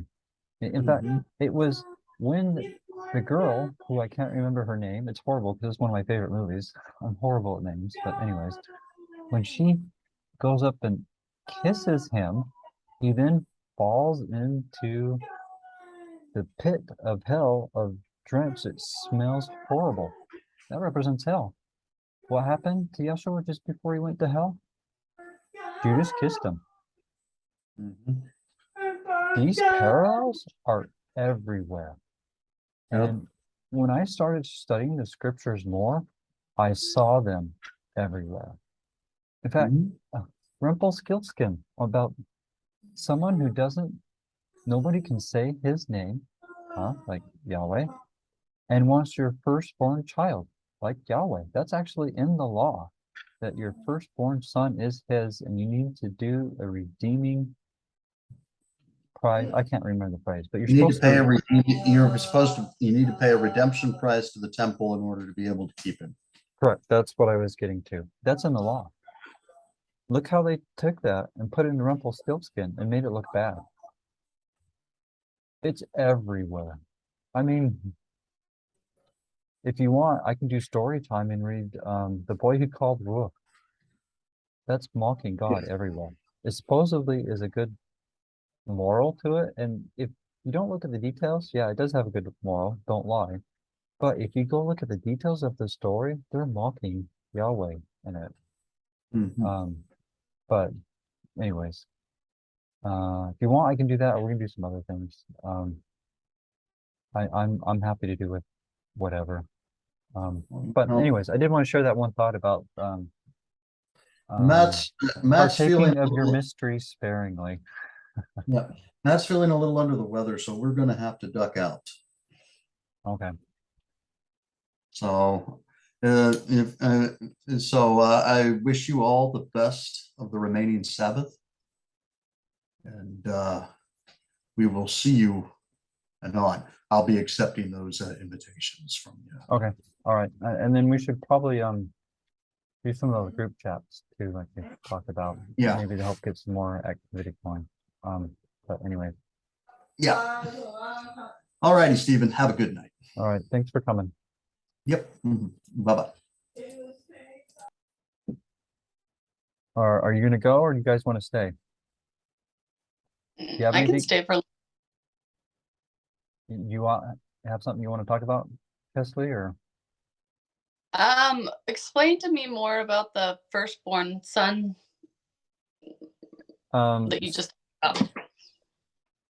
Well, I in don't Torah. know how much there is to say, but in the law, I don't remember where. I can go do a search and find it if you want, but and this is where some things I'm not real clear about, so I need to study more. And Okay. I don't know if it's the firstborn of the husband or the wife that's in the law, because there's some technicalities there, and that's actually something I want to look into more, because if it's of the husband, that kind of goes against.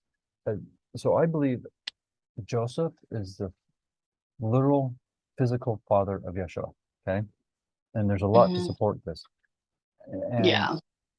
this is one point I need to go studying more some specifics. But if the redeeming is for the firstborn of the father, that would show that Yeshua was the firstborn of Joseph, because a lot of people will say Mary was his second wife, which I don't believe. They're just saying that to try to keep the pagan tradition that she was a Greek virgin, meaning never had sex. But in the Hebrew scriptures, virgin means a mating of, or a woman of childbearing age. In fact, Okay. the virgin of Isaiah 7 is Isaiah's wife, and she gave birth for that sign in Isaiah 8. The sign was given in Isaiah 8. And Emmanuel is God be with us. And it's pointing to when Yeshua will be with us.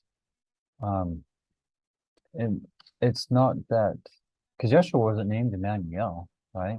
Nobody called him that in the New Testament. It's true, he is God with us, but no one called him that. Mm-hmm. But when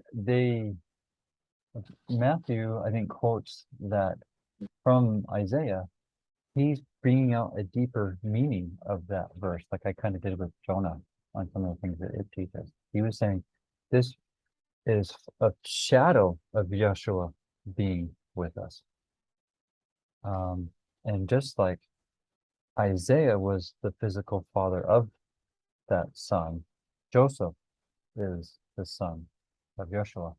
And to be of a tribe, you are the tribe of your father, not your mother. And so if he didn't have a Israelite father, he wouldn't be of an Israelite tribe. And I talk about that as a side subject in my much versus all post. If you want to go give that a look. Okay. I mean, it's mainly dealing with something else, but I do bring it up. Dealing with in a part that's dealing a little bit with the mighty and strong one. I'm showing how it's dealing. The tribe is through the male. Okay. Did that answer the question? Yeah. Yeah. I I think mean, so. we can go look into the verses, and I can go find them and go read them if you want to do that. But it's the firstborn son. You're supposed to go pay a redeeming price because they're his. And if you want to keep them, you can. I hate to say it, but buy them back or redeem it back is probably a better way of saying it because it's a redeeming price. But if you want to look at the actual verses, we'll have to search on the internet what they are because I don't know what they are by heart. I don't have it memorized, and that's not one subject I've put in my notes yet. So yeah. Okay. I know it's there, and we can find it. And Matt brought it up. I mean, Ben brought it up also. So it's there. I don't remember all the specifics, but if you want, we can go look it up and go read through it. Unless there's other questions, did Tatiana leave? No, she's still there. Still on? Yeah. Unless there's other questions, we can do that. Okay. Well, she's not speaking up, so she's got to go. Okay. Is the one who opens the woman's room. Okay. All right. So it's okay, but that's still, is it, let's say the father is married, like his wife died and he married again. Does he do it for the firstborn son of each mother or just his very first one with his first wife, Tatiana? Or do you know the answer to that? She doesn't know the answer. So, that's fine. Maybe we can go look real quick. Let's see if we can find out. Might as well. Might as well. Because that is something I wanted to search on. It's not a high priority for me. Yeah. Yeah, you just had brought it up and I hadn't heard that before, so interesting.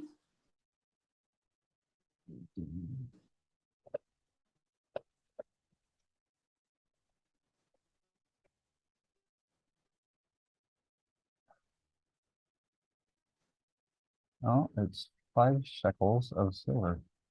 Let's go look at this.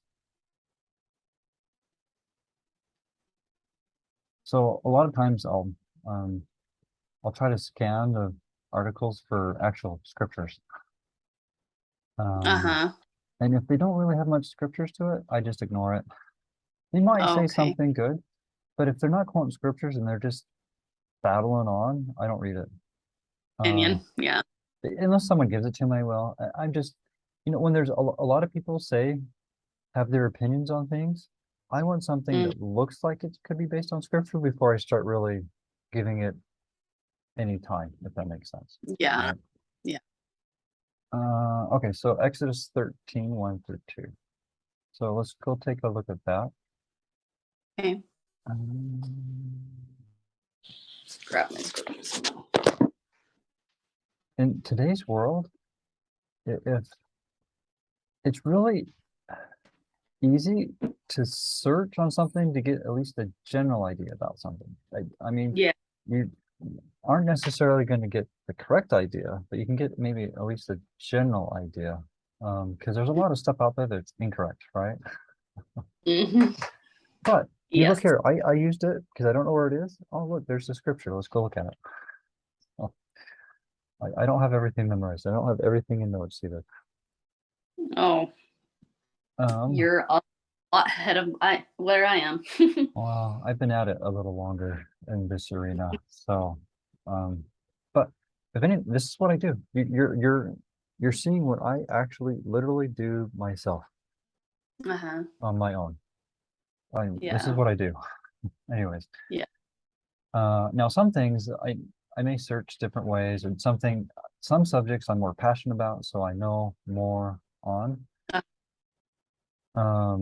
But yeah. But generally, when I first start, it's kind of like this, right? Mm-hmm. So, and Yahweh spoke unto Moses, saying, Sanctify unto me all the firstborn, whosoever opened the womb among the children of Israel, both of men and of beast, it is mine. So, of men, so mankind, I would take that to mean, right? Mm-hmm. Because I don't know, unless this is the Bible saying men can have women. I mean, men can bear children. Just going off of current society, right? Yeah. There's a Bible verse for it. But anyways, that's proof texting and twisting it. But that's mankind. In fact, I bet if we go look at Bible Hub, they may have some other translations that might be mankind even. And the beast. So that's going to be animals. Is mine. Let's keep going. So let's just say the firstborn is theirs, who openeth the womb. So, with that, I would say if a husband has two wives because of death, both wives, at least at this point with what we're seeing right now, both wives would have to pay. It's the first son of each wife, right? From what we're seeing on this verse, but there may be some other verses in another section that would clarify that, because nowhere in scriptures is the whole of the subject in one exact spot, right? There's some here and some there. Mm-hmm. And Moses said unto the people, remember this day which is came out of Egypt, out of the house of bondage. Okay, so trying to see. Oh, okay. That's it there. Let's see if there's some more verses. Because the way I read that one right there, it could be the firstborn of anyone, right? So look here. Let's see if this shows any other verses.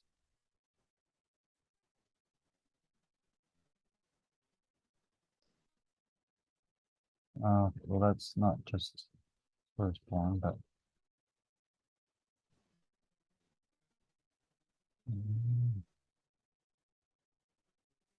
so here the redemption price.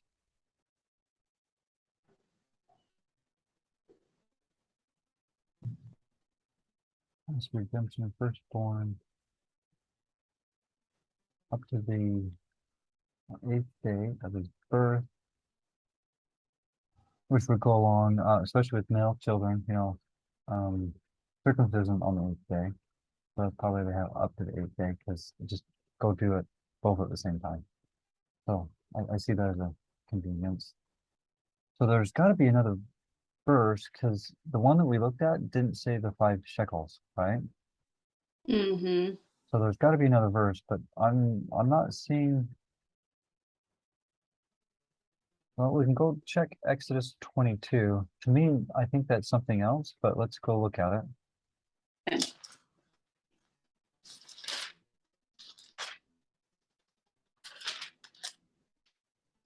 Yeah, so Ishmael's an interesting case because that wasn't Yahweh didn't recognize that birth as the covenant birth, right? And that was an extramarital activity, adultery, to put it bluntly, right? But Abraham wasn't seeking it. His wife told him to do it. But it was still, even though it was his wife telling him to do it, it still was adultery.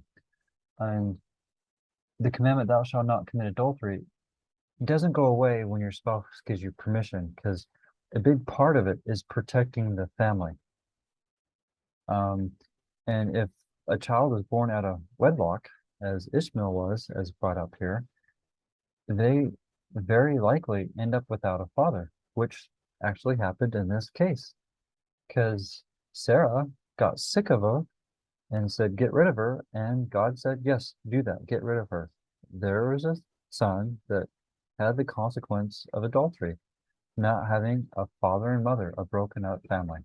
So part of thou shalt not commit adultery is to protect the children with having their own parents, a father and a mother. Anyways, there's a lot more to these commandments than most people recognize. Yeah. I have had the discussion with my husband a lot about polygamy. So I might have some questions on that Sure, too. is he pro? No, not necessarily. He's not. He doesn't feel good about it, but he just doesn't understand why there were prophets in the Bible that he thinks it seemed like they were good in good standing with God even when they were married to several. Does he believe murder is okay even when a prophet does it? No. Because David was a prophet, even when he murdered Bathsheba's husband. People don't take that experience and justify murder of it being okay.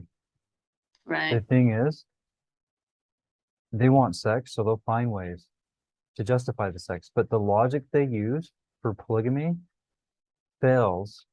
Even they admit, well, it does not work when they apply it to something else. It's because it doesn't really work with polygamy. Joseph Smith has a quote, something, if it's not eternal, it's not from God. And so in this case, I would say if that idea only works in one situation and not the other, it's not the correct way to look at it. Because David committed murder while he was a prophet. And another prophet, Nathan, who was a full-time prophet, because David was a part-time prophet because he was the king. But anyways, that's another subject. When the full-time prophet Nathan called him out on it, he did repent of the murder, right? What he didn't repent of was taking Bathsheba, because he should have divorced her, but he didn't. But anyways, that's another subject. But anyways, no one will use that logic to justify anything else other than polygamy.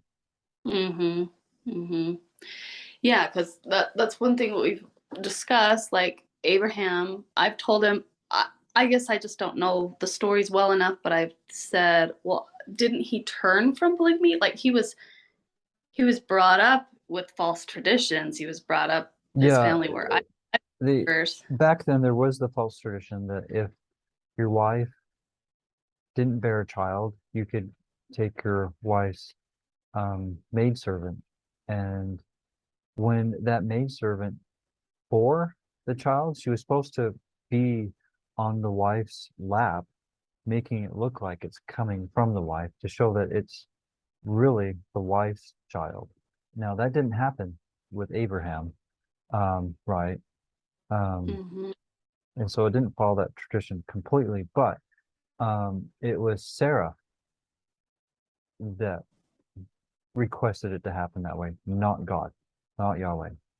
And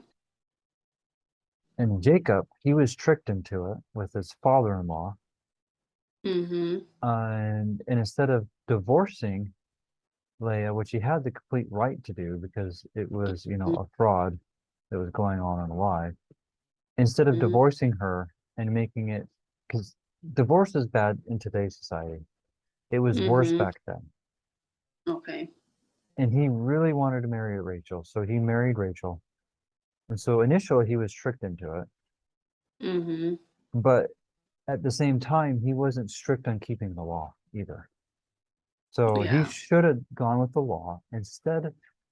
Now, I tend to believe he was looking out for Leah's welfare, okay? But at the same time, in doing so, he broke the law. He shouldn't have.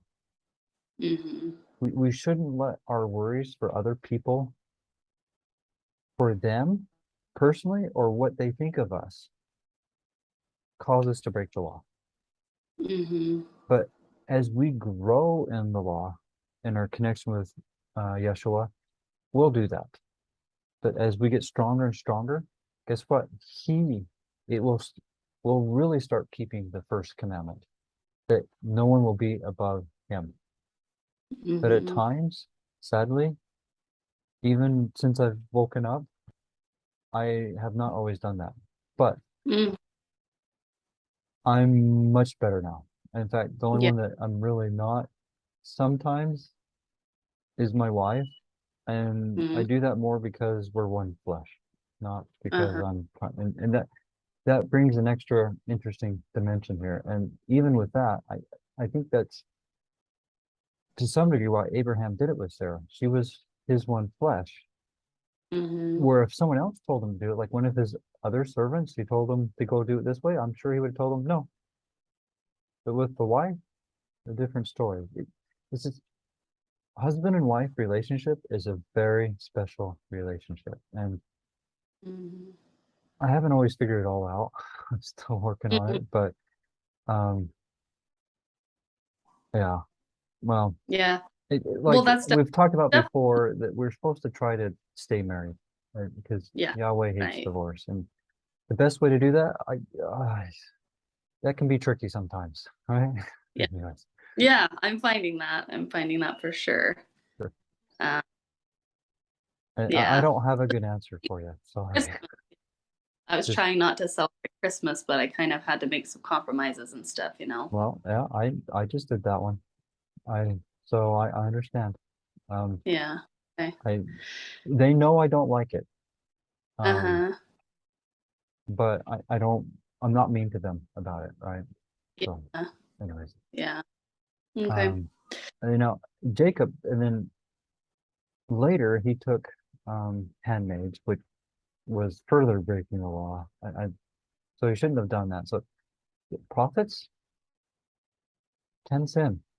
The question is not if they've sinned. The question is if they repent. David sinned.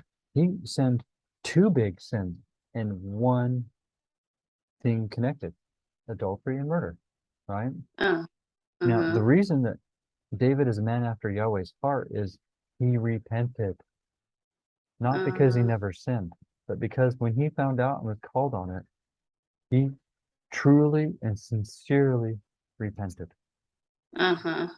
Not because he was perfect. Yeah. I mean, even that event, the way it's described in the scriptures actually does point us to Yahweh, Yeshua. I'll give you a little snippet of a post I'm working on. Okay. That shows that.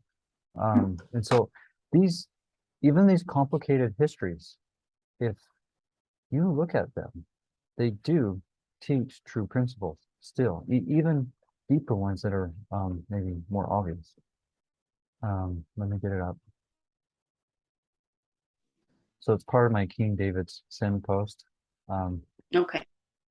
Has been my focus. And it still is. It's just I'm still working on it. But this is a nice little way to end it. So I have a little picture to put the idea in people's mind, right? Because what are people going to think of that, right? Yeshua. You see, look, there's the donkey, the jackass, and the lamb. But anyways, it's a nice picture. So King David represents the King of Kings, Father in heaven, looked down from his house, his palace, kingdom in heaven, saw a woman, the church assembling believers, naked, not covered by his righteousness, immersing in water, baptism, and desiring her, wanted to help the believers with knowing him.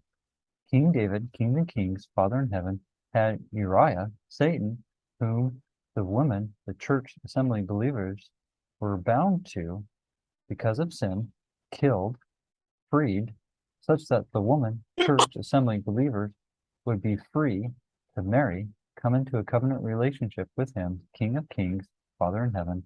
But because of the sin, their firstborn son, Yeshua, Jesus, had to die, sinless on a tree.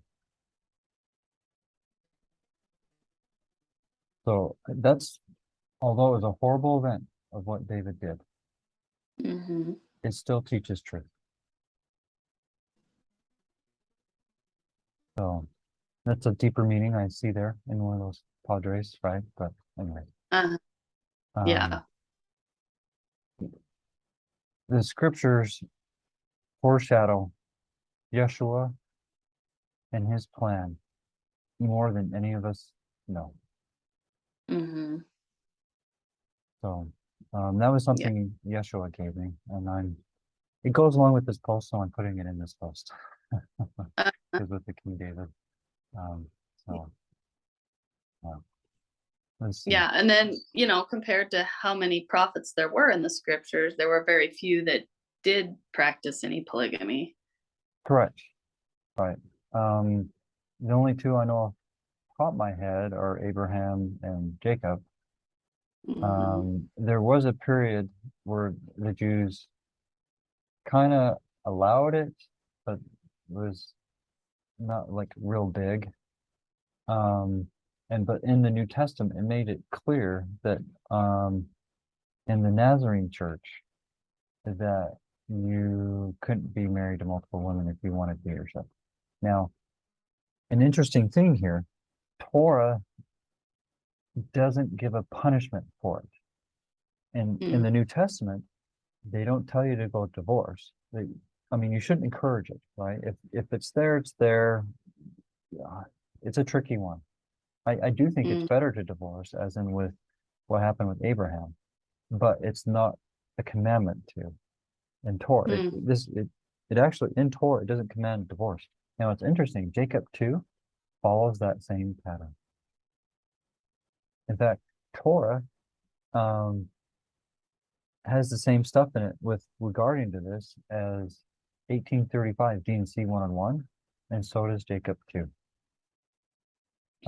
And Torah does teach against polygamy, contrary to what a lot of people will tell you. And I can show that if you want to get into those details, but Sure. It gets into a bad translation. So there's an idiom that's translated correctly in the King James Version everywhere except there. I think they were biased. And I have some resources that get into those details. And Ruth is an example of this. The reason why I forget the other guy's name, the closer redeemer, kindling the redeemer with Ruth. The reason he couldn't marry Ruth, because he says, I can't marry her because that would, I forget the wording it's in there, but basically it's something wrong with it is because he was already married. Because Jesse, he didn't have a problem with it, right? It's the same woman. What was different between those two that made it okay for him and not for her? The other one was already married. That's why. That's an example where they knew it was a sin. It's just they kind of allowed it. In fact, in Utah, there was an issue coming up where they want to decriminalize polygamy. I actually agree, because that's what Torah and Book of Mormon teaches. It shouldn't be a crime that is criminally punished. It's a sin, but it shouldn't be one that's criminally prosecuted.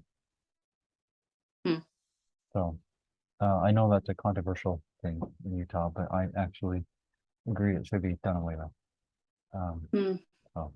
And I base it off the Torah, Book of Mormon. Okay, so let me see. She wrote something.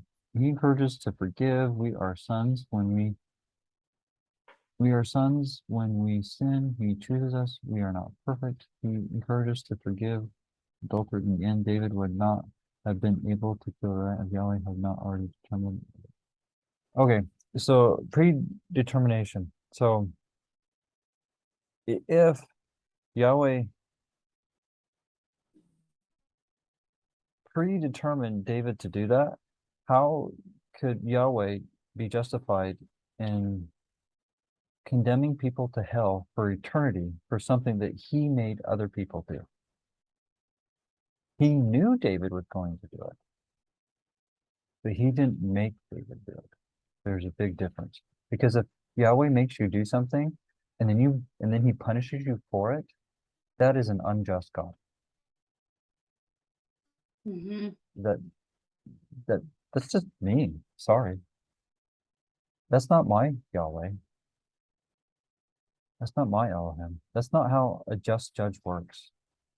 Anyways, he intended that the woman for him and her got Solomon to be blessed. Yeah, well, Solomon's an interesting character because he sinned a lot.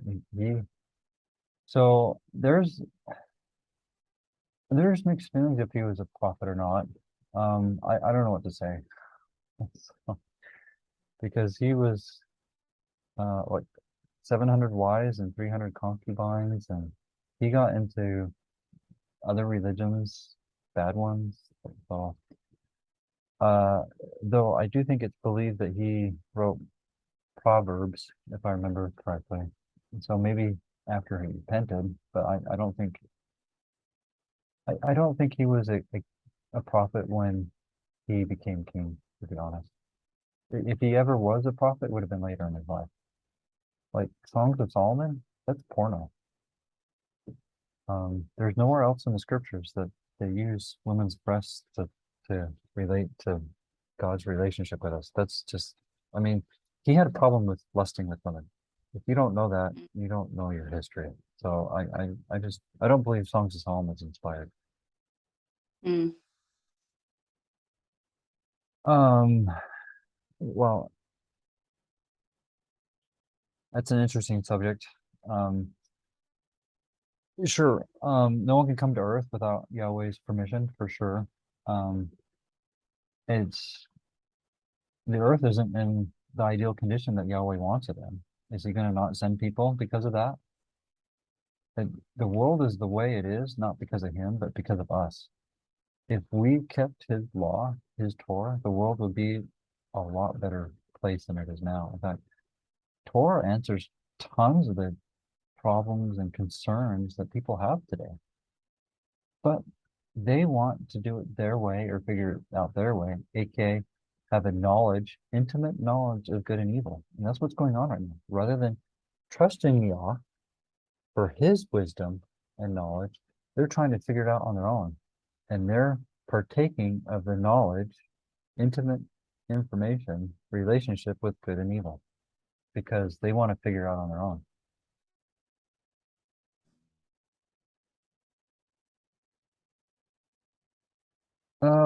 Well, so there's agency.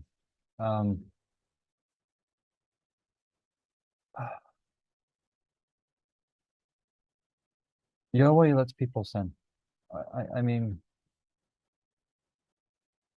if you're going to use it, well, he could have prevented it. You could do that for anything and everything. So why didn't he?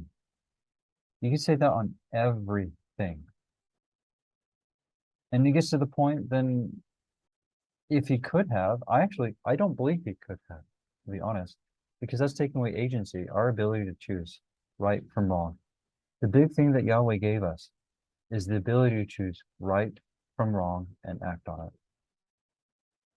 He's not going to take that away from us. So I disagree. Yeah, that gets into a lot of cans of worms. But that's really getting into determinism. God at times does step in, but it's not on everything and everything. And the reason that sin is here is because we make choices. And he gave us that ability so that we can learn. I mean, he told us in the garden, pick the tree of life or the tree of knowledge. Everybody's picking the tree of knowledge. Some of us are being formed in his image, taking us out of the dust, which is Satan's domain, aka the tree of knowledge, good and evil, right? The sins, the dust. But that's few and far in between. I mean, even Yeshua said, few will find the way. And Yeshua wants everybody to come. He's always giving everybody a chance. So many chances. Actually, more than it's required to give. So that there's no chances when it comes to Judgment Day that they can say, well, you didn't try. No, he's tried. He is trying on everybody, not to condemn us, but try to help us. Because he loves us. He wants us to be with him. So he's doing tons of attempts to bring us to him, but we just keep ignoring him. And he wants people that will worship him with their free will, not robots. And to some degree, what you're bringing out is robots. I mean, I'm a software engineer. I like writing code, but it's not the same writing a computer program to go worship me or listen to me or look up to me than having a son that chooses to do that on his own. It's just a completely different thing because one doesn't even have a choice. He's commanded. I told him to do that. Maybe that's not the right wording, but you get the idea, right? It has no choice versus something that has a choice and then does that. It's just completely different. Yeah, Satan could only do what God allowed. Yeah, I'm not doubting that. And I'm not teaching against that. But what I'm getting at is not everything is predetermined, like you were saying.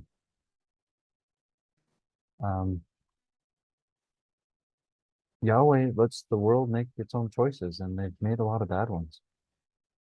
But yes, they only let people, Yahweh only lets Satan go so far. Same with people. He only lets people go so far. And in that, I think it's Proverbs or Psalms that states that God will only let you be tempted to the point that you can handle. So, which means you still have a choice. Up to your capability of handling, Yahweh makes sure there's a way out for you. But when you sin, you choose to sin. There is a way out. You just chose to not to take it. So it's not predetermined.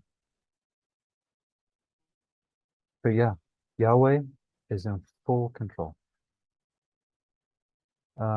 Sure. It could have been bad translation. I can understand that.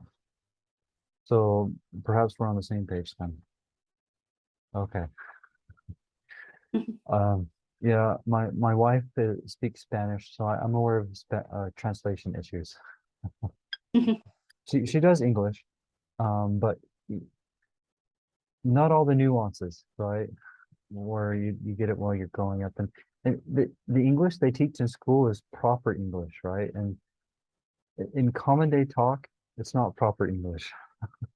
It's completely different. Even Bing Translate or Google Translate has issues in translating it. It's tricky.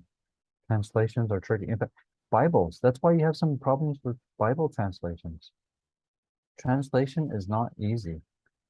And at times, Bible translators put in their theology because they don't know any better, because translations can be hard. Now, I do think some did it mistranslated on purpose, but some also did it because they didn't know any better. And they just did the best with what they knew, had, and believed. So that's why I find it important to go back to the original language as often as possible. it's hard to do it with everything, so you do it on the ones that are maybe more tricky or one subject that you're looking more into, right? Because if you did that with every single word for every single verse, it would take a long time. So you got to pick and choose on those. Anyways, the Bible Hub is a good place for that. Let me give you the link. Another good one is Blue Letter Bible. I don't know that one very well, so I go to Bible Hub, but I know a lot of people like Blue Letter Bible. It's basically the same thing, they just go about it a different way. So that King James, so Isaiah 53, and it pleased to bruise him, right? That comes from the Masoretic text. The Septuagint, which is older, actually says it pleased Yahweh to heal him, meaning the resurrection. And the Hebrew, the go between those two is a one-letter difference. And I'm inclined to go with the Septuagint, because the Masoretic was modified by the Orthodox Jews, aka the ones that Jesus chewed out in the New Testament. So I'm more inclined to go with the Septuagint on that one. But anyways, this interesting little tidbits. Translations are tricky, and then sometimes it's not just a translation issue, it's a corrupt text issue, like in that case. The difference between the Masoretic and the Septuagint. And the Septuagint is older. So, yeah. Should we look more into that? See if we can find some more verses. Oh yeah, we were going to look at some in Exodus 22, but then we got sidetracked. We can go back to that. Oh. We never get sidetracked. They're good sidetracks though, right? Hopefully.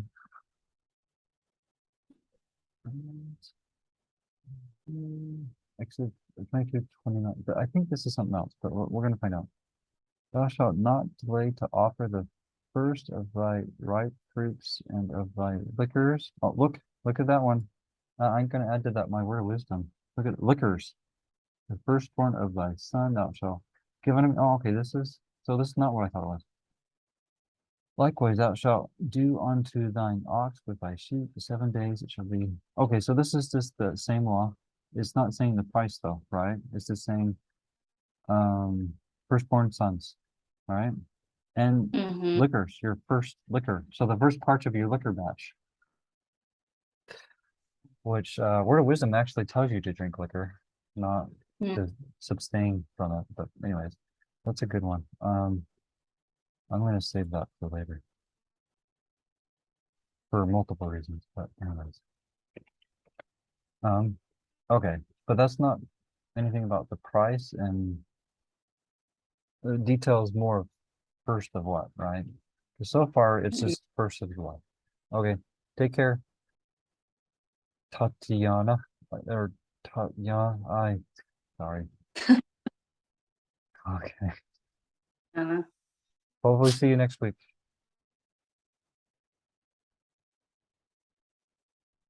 All right.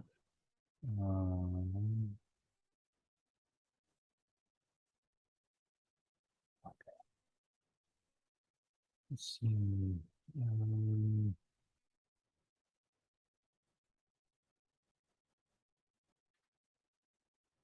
So this is what some articles, 5 shekels of silver. So I tend to believe that, right? Just from other things from memory, because I've studied some. Not everything I remember so well, but that seems familiar. But the annoying thing is, where's the scripture? Yeah.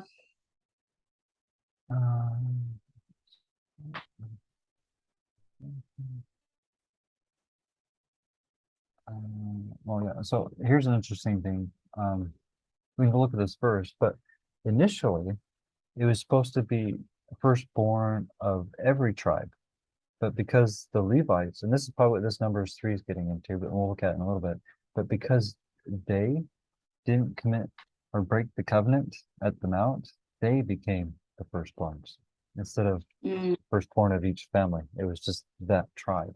Now they have other oh, problems, but at that event, the majority of them didn't break their covenants that they made with Yahweh before Moses went up the mount. Okay. no, So let's go look at that one. Because that's probably what that is, but let's see what the extra context is. okay.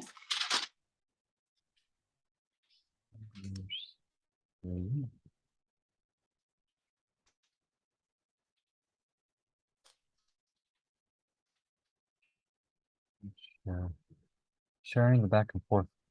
It's a little tricky. You tired? Yeah. Yes, I am getting tired. I've been tired all night though. I didn't for whatever reason last night I worked through the whole night. I Oh yeah. couldn't fall asleep, and so I got a little sleep this morning, but here I am up again.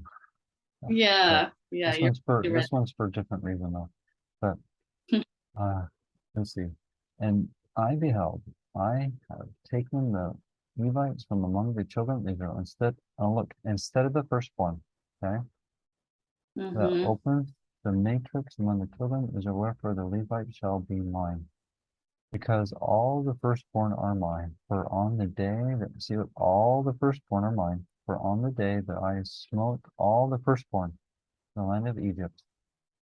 Now, I didn't remember this verse, but last week, I don't know if you watched it, I talk about a theory I have about Abraham and Isaac. I talked about Oh, that. And here it's yeah. saying something that I kind of reasoned out without this verse, or at least without specifically remembering this verse, but considering I studied, maybe it was in the back of my head and I just got it from there. I don't know. But anyways, Mm. I held unto all the firstborn in Israel, both male and beast. Mine shall be as I am Yahweh. So that doesn't say the redeeming process, but I am going to say that.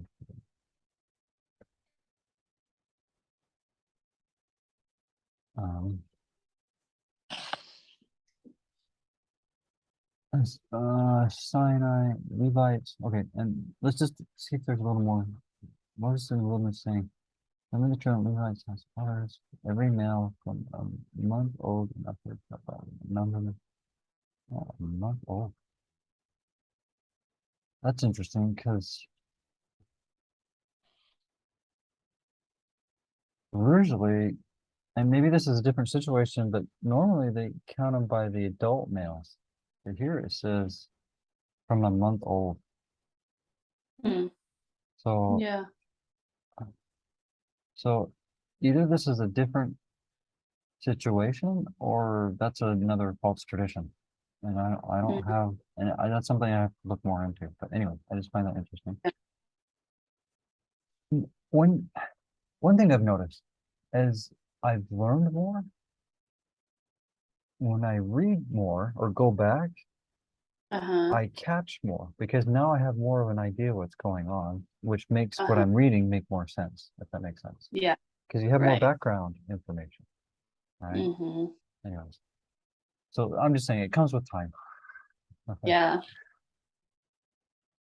And Moses numbered them according to the word as commanded.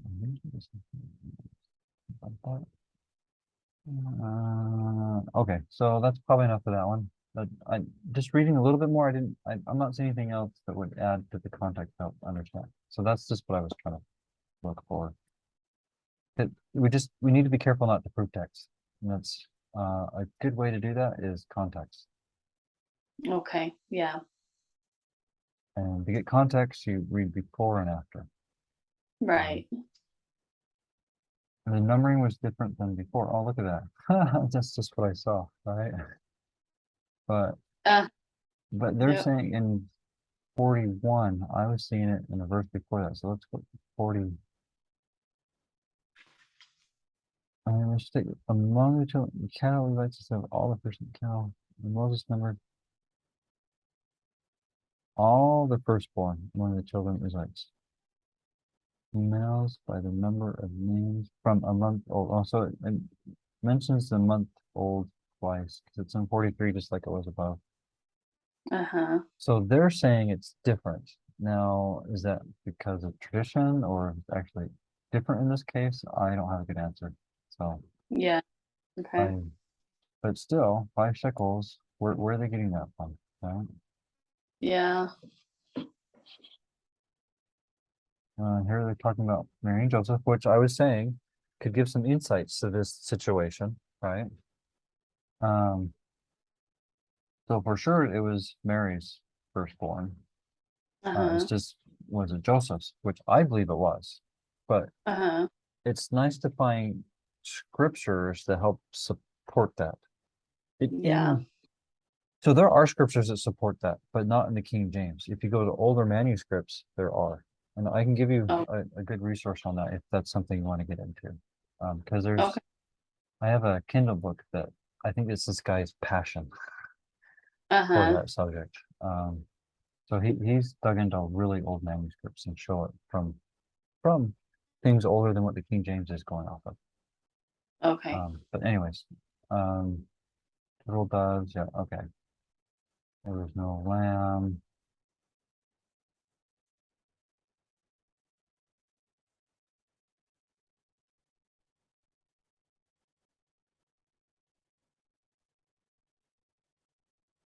Yeah, and this is saying the firstborn son of the kingdom of God became a type of the first fruit offerings, like we talked about earlier today. Interestingly enough.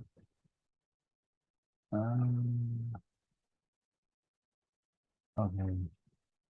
Well,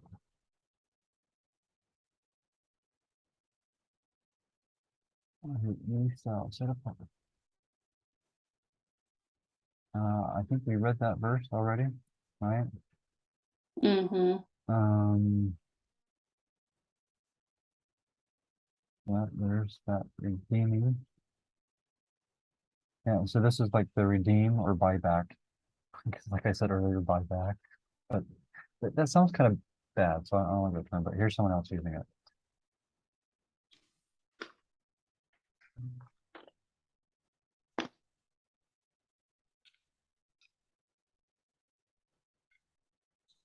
Here, Romans 8:29 for him born in he also predestined to be turned into his son. He might be the firstborn. Look. He predestined to conform to the image of his son, that he. So to me, this is saying the Father came down as the Son. From he, God, the Father, foreknew, he also predestined to be confirmed in the image of his Son. So he's going to come down as the Son, that he might be the firstborn. That God himself shall come among the children of men. Mm-hmm. Right? But that's not the main subject we're trying to look on, right? So he's just saying he's the firstborn. Yeah. And again, speak the firstborn, it says when he began things.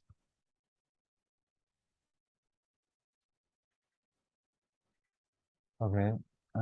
Well, I mean that's good. I believe it, but it's not really too helpful on the main subject we're looking at.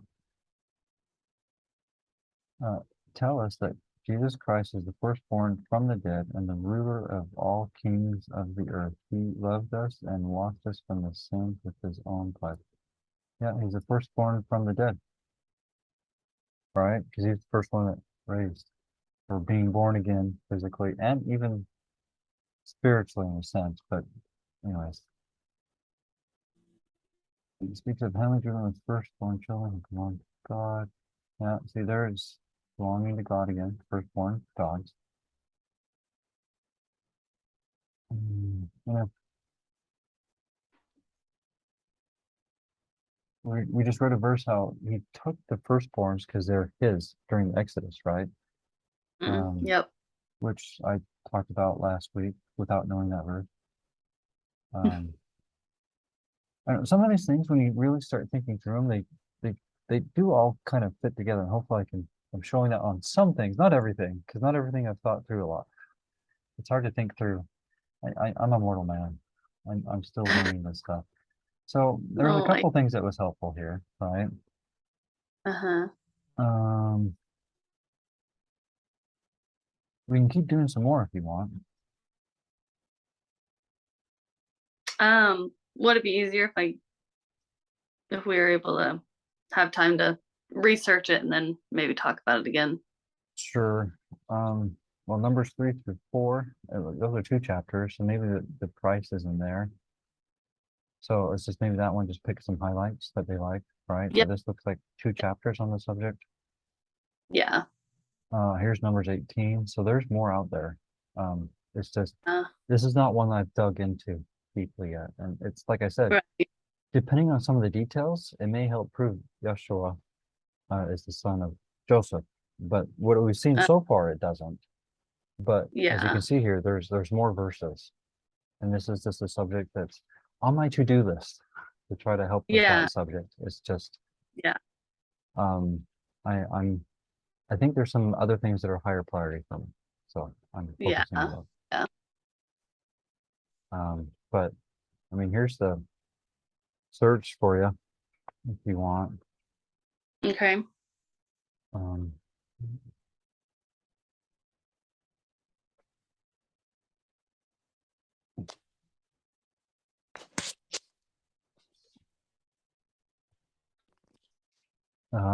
depending how late you want to stay, you just want to read something out of the Book of Mormon together and talk about it? Unless you have some Sure. specific Yeah. questions. Or do you want to show me were you going to show me some scriptures about the stuff I was asking about polygamy? I thought you Sure, had a we can do couple. that. Okay. So anything in specific? You want to look at Jacob 2, you want to look at some stuff about David, or you want to look at the Torah one? It's actually states Let's against it. that Torah. Yeah. Okay, hold on.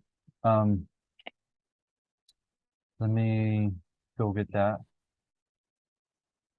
Let me look at a couple spots. Okay. Not everything is the most well organized. That's okay. You've helped me more than any. I was telling my husband, I said, I've just never had anybody just sit here and explain the scriptures to me so well. Because I try to. I would say I'm not perfect and I don't know everything, as you see here on the redeeming. The firstborn son is something I need to look more into, but I do try to help with what I know. And if I don't know it, I try to sit down and think about it and do it with you. Well, right there. Yeah. Yeah. But there are some subjects I've put a lot of effort into, and others not so much. Yeah, well, this has definitely been helpful to me coming on here every week and reading your posts too. Well, I'm glad. I try to be helpful. I'm trying to give back. Initially I got help from other people. I still but not as much as I used to, because more I've come to the scriptures and know them more. But it's still like there. I just did a search engine search. If anything, if you got verses, it helps. It's helpful because I don't have it all memorized. And but like this one, I'm gonna give you. This is. So I started writing a post a couple years ago. I need to finish One Wife and Concubines None. And right after I started, about a month after I started working on it, 119 Ministries did a video on it, and that's the resource I have that shows the Torah and the bad translation, and they have a video and a transcript of it, and I link it to that in this post. Okay. Also, if you want, I need to. Here, I'll show you this part. There's complementary chiasms here in Jacob 2. It's on the subject, and I think it's my links to it is after this. I'll show you this real quick. Okay. So all of last half of Jacob 2 is a thus saith Yahweh. Okay, it's not Jacob. Okay. The first half, a lot of it is Jacob. I mean, it's inspired, right? So it's still scripture, but the last half, is a complete quote from Yahweh. And it's interesting. Okay. It's two complementary chiasms. Okay. And Okay. watch this. A, wax in iniquity. A. What's the opposite of that? Delight in the chastity of woman. A, Mhm. keep the commandments or be cursed. B, the men were bad examples. All that have to do with keeping or breaking the commandments, right? Mhm. B, many wives and concubines are an abomination. B, men should only have one wife and concubines none. B, command my people, otherwise they will do these things. Like, and these things are many wives and concubines. And either give my commandment one wife, otherwise my people will do these things. They'll They go off fall and do into, this sinning, right? yeah. The other B, broke the commandments and are condemned for doing these things. Look at that. Every single B is saying polygamy is wrong, right? Mm. Let's go look at C. Removed from Jerusalem. The people should not do like them of old, because they did bad things in Jerusalem. I don't want them to keep doing those bad things from Jerusalem. Don't do it like they used to. Mhm. And when you do these bad things, there's mourning of daughters of Jerusalem. Or there was mourning of daughters of Jerusalem because of the bad things that they did in Jerusalem. C. They Mhm. shall not commit whoredoms like them of old. All the same. C, C, C, C, right? Mm. D. Raise up a branch, a righteous branch. Righteous as in they keep the commandments, right? D. Yahweh Uh-huh. will not suffer for this stuff to continue. Stop it, right? Yeah. Uh, D. The women are crying because of the sin committed against them. Well, because they're not being righteous, and it's against the women and Yahweh. Uh-huh. But yeah, because they're committing adultery against their wife. D. Yahweh will not suffer men to continue. All the D's are the same. All the A's, all the B's, all the C's, and all the D's. And specifically, Mm. every B, even the tricky verse that people love to twist, that 30 is all about being monogamous, because the command is one wife. And that's in Jacob 1 and Jacob 3. They knew that commandment. So either you keep my commandments, otherwise you will break them, which Mhm. is these things of having many wives and concubines. And the commandment is one wife. And that's, I think I have that. Anyways, these gets into the actual verses, right? Mm. And they talked about, having a seed. Who's Yeshua's seed? It's those who believe and do the things that the prophet teach us to do. And that's taught in Mosiah 15. That's his Oh, seed. It's okay. not the world. Most of the world is the seed of Satan, right? Going back to Yeah. Genesis, there's two Uh-huh. seeds, like there's two churches. The seed of the woman is Yahweh's church. The seed of Satan is Satan's church, because the woman is the church, which is a good thing, right? Mhm. That's good Mhm. symbolism. So sometimes women think there's only bad symbolism in the women in the Bible. No, it's because they don't understand. The church Yeah. is a good thing. It's the righteous bride. And me as a man, I want to be included in that bride. I mean, Yeah. it's imagery. Anyways, so if you want, we can go look at those Jacob verses. I don't know if I have them here. This post isn't done. But first of all, here we go. This is what I want. I'll give you these links. Okay. I have them in a couple of places, but we can go through the transcript because that'll be faster. I can try to find it. It's been a little while, but they talk about this idiom that's translated correctly everywhere except Mhm. here. And that's why there's confusion, is because of these bad translations. Okay. So let me give you the links. There's that one. There's this one. And we can try to skim the transcript after I give you these links to Okay. find it. If not, I think it's like an hour, hour and a half. It's been a while since I've seen Okay. it. The Okay. timing was perfect. The problem is with all the details, I was working on those chiasms because there's a lot of phrases in the Book of Mormon that really make what that chapter is saying really clear. I overdid myself and I got burnt out. So I Yeah. stopped working on it. Yeah. It's one of the many I need to go back to. But there you go. So you can see, look, there's the backup of the transcript. It's from 2020. I'm a little behind. So I've been working on this one almost 3 years. Yeah. It's just, that's actually kind of sad. I need to find time to finish, but that's fine. I'm actually going to put the double chiasm in the David post. So I'm going to take some of what I already did and put it in one that I'm working on right now. And I'm Okay. going to put those links in it. So Okay. anyways,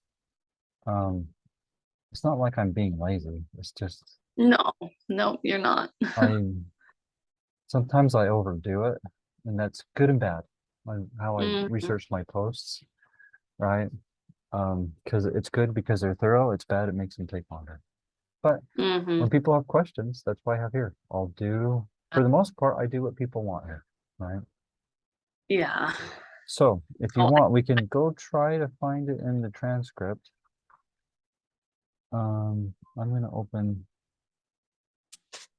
oh, come on. I'm going to open this one, the backup one, just make sure. But it has to do with an idiom. So the main one is an idiom, and then they talk about the other interpretations of some of the other verses, okay? But we're going to okay. search idiom.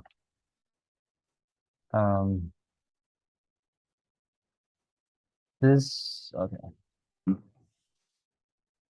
First, in Hebrew, a woman, in addition to her sister, is Ish El Anak, which literally means a woman to her sister. That makes no sense in English, right? This Yeah. is an idiomatic expression, meaning idiom, meaning English has this too, right? Idioms, where if you literally look at what you're saying, it doesn't make sense. But so we're so used to it in the language, we don't even bat an eye. But when you get someone like my Mhm. wife who doesn't grow up with them, she'll hear them and she's like, what? Uh-huh. Which the same thing happens in the Bible. It's just a lot of, some of them get translated, so we don't see them, and some of them get translated incorrectly, like in this one, okay? Which is Okay. always used in the distinctive sense of one in addition to another. So this is where they're going to show. So this is saying plurality of wives is how it should be translated, but they're saying that's not how they translate it. It should have been translated that way.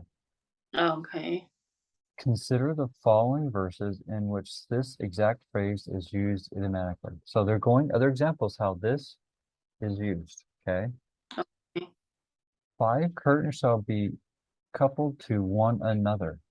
And so they're saying, here's the Hebrew for that, okay? Which is this one up here.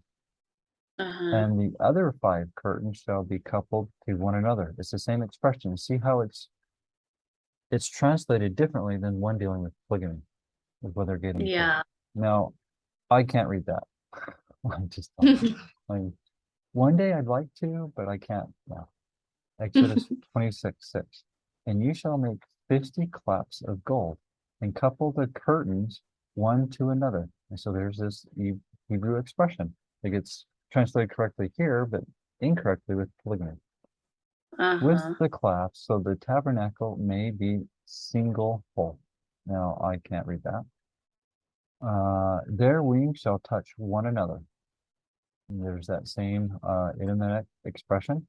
Each one Mhm. of them went straight forward without turning as they went. So those are ones that got translated correctly. In Exodus 26, you'll notice it speaks of coupling curtains and clasps one to another, which is literally a woman to her sister. And I'm not going to attempt to say it. The exact same phrase used in Leviticus 18:18, and I'm pretty sure that's the polygamy one. Okay. I'm just, the way that they're wording it, I'm pretty sure that's what it is. And I know the context of, I mean, it's been a while since I've read this, but I know the general context of this video and transcript. So I'm pretty sure that's the polygamy one. We could go look if you want, but we'll just go with that. Well, I just looked it up. Oh, okay. You want to read it? Sure. It says, they shall be even an abomination unto you. Ye shall not eat of their flesh, but ye shall have their carcasses in abomination. Well, that's not the So- polygamy one. What verse supposed to be? Leviticus 18:18. Oh, 18. I did 11:11. That was Oh, okay. Oh, wrong. Okay. Let's see. Okay, this one says, neither shalt thou take a wife to her sister yeah, to there it is. vex her, to uncover her nakedness beside the other in her lifetime. Okay. So a lot of people will say, well, you can have polygamous wives as long as they're not sisters. But Mhm. if you take this idiotic expression, as they show up here, it means another, one in addition to another. And so Mhm. these translations of that idiom are showing that. Where this one about polygamy, Leviticus 18:18, they didn't translate it that way. Mhm. Conveniently for men, right? For lustful men. Yeah. Torah teaches against polygamy. Just as Jacob too does. You know why? Because they got it from Torah. So all through everywhere, most people believe that God's ways don't change. Uh-huh. Except, with the restorationists, especially the Brighamites, except for polygamy. Yeah. What do you mean? So he can turn to the left or right and nothing but polygamy? Because polygamy, it's okay. Mhm. Now, 1 Nephi 3:7, seminary scripture, right? Uh-huh. The Lord God, let's go get it. It's been too long, but I know what it says. It's something like the Lord God will provide a way, right? Yeah. Let's go get it though. One of the missionary scriptures. Yeah, I used to have it memorized. I did too. I'm more worried about the context, right? The content Yeah. of the back wording, but let's do the wording. And it came to pass that I, Nephi, said unto my father, I will go and do the things which Yahweh had commanded, for I know that Yahweh giveth no commandment.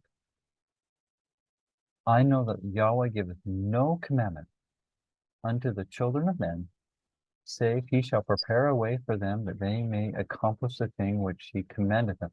That way is not changing it, Yeah. like Brighamites will say in this case, Yeah. in other cases, right? By changing it. No, that's not the way to prepare a way that they may accomplish it by changing it. Then why would you command it? And that's turning from the left and to the right. And I'm going to do this. I know I've said this multiple times, but this is key. It really is key.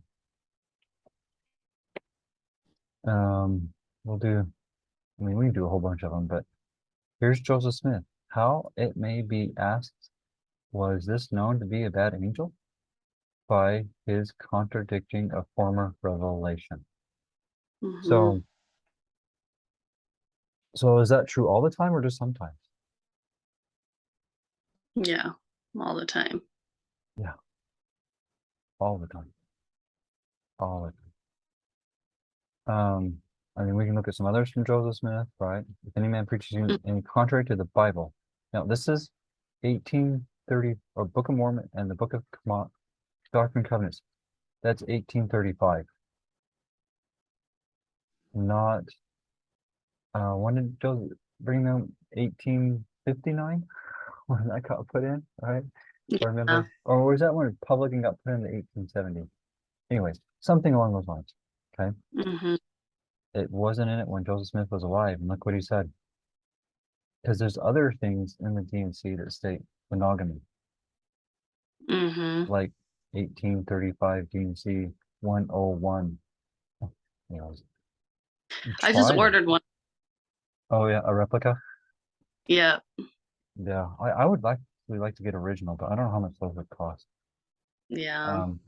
I do have an original 1900 Book of Mormon. Oh, you do? Yeah, it wasn't too bad price. It was just like $100. So Oh, it's not okay. bad. Oh, It's not like an yeah. 1830 that's like $250,000 or something. Yeah. Oh, Yeah. yeah. Anyways, um, you know, in some ways, if I had that money, I would like it, but at the same time, it would be better used somewhere else, like helping Yeah. the poor. Yeah. So I kind of want one, but at the same time, I actually don't think I would spend the money on that because it would be better to help Yeah. the poor. And I have the text. In fact, my favorite edition. Anyways, so I mean, look, it's in the D&C too. For God doth not walk in crooked paths, neither doth he turn to the right or to the left, neither doth he vary from which he hath said. Mm-hmm. Oh, wait a minute. So not only did he say that in the past in the Book of Mormon and Torah, Uh-huh. he said it in the D&C. So I mean, some people might get away with it, you know, oh, that was the old stuff, right? But look, Mm-hmm. here's the new stuff, or better put, renewed stuff. This is the Yeah. renewed stuff. Neither does he vary from what he said, aka he won't contradict himself. Mm-hmm. But when it comes to polygamy, I think You he does. will. Yeah, I don't, well, the problem is ultimately they're in the church of the goats, Mm-hmm. not of the land. Because Yeah. Satan changes stuff all the time Mm-hmm. to what he thinks he can get away with. Right. Yahweh is bringing people back to the one truth,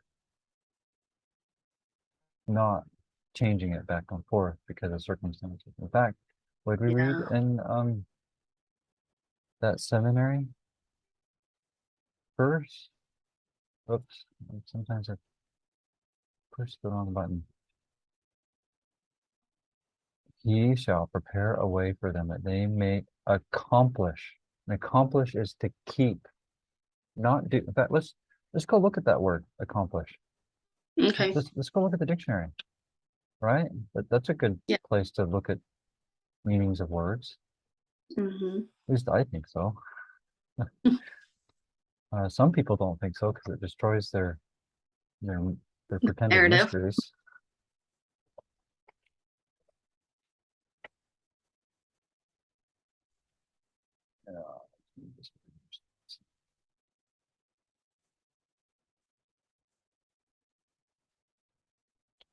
Accomplish is like doing. Let's see. Complete. Execute. To gain, to obtain. Effect. Success. Successful. Success. Accomplish. A purpose. To fulfill. To bring to pass. To accomplish a prophecy. That which is written must be accomplished in me.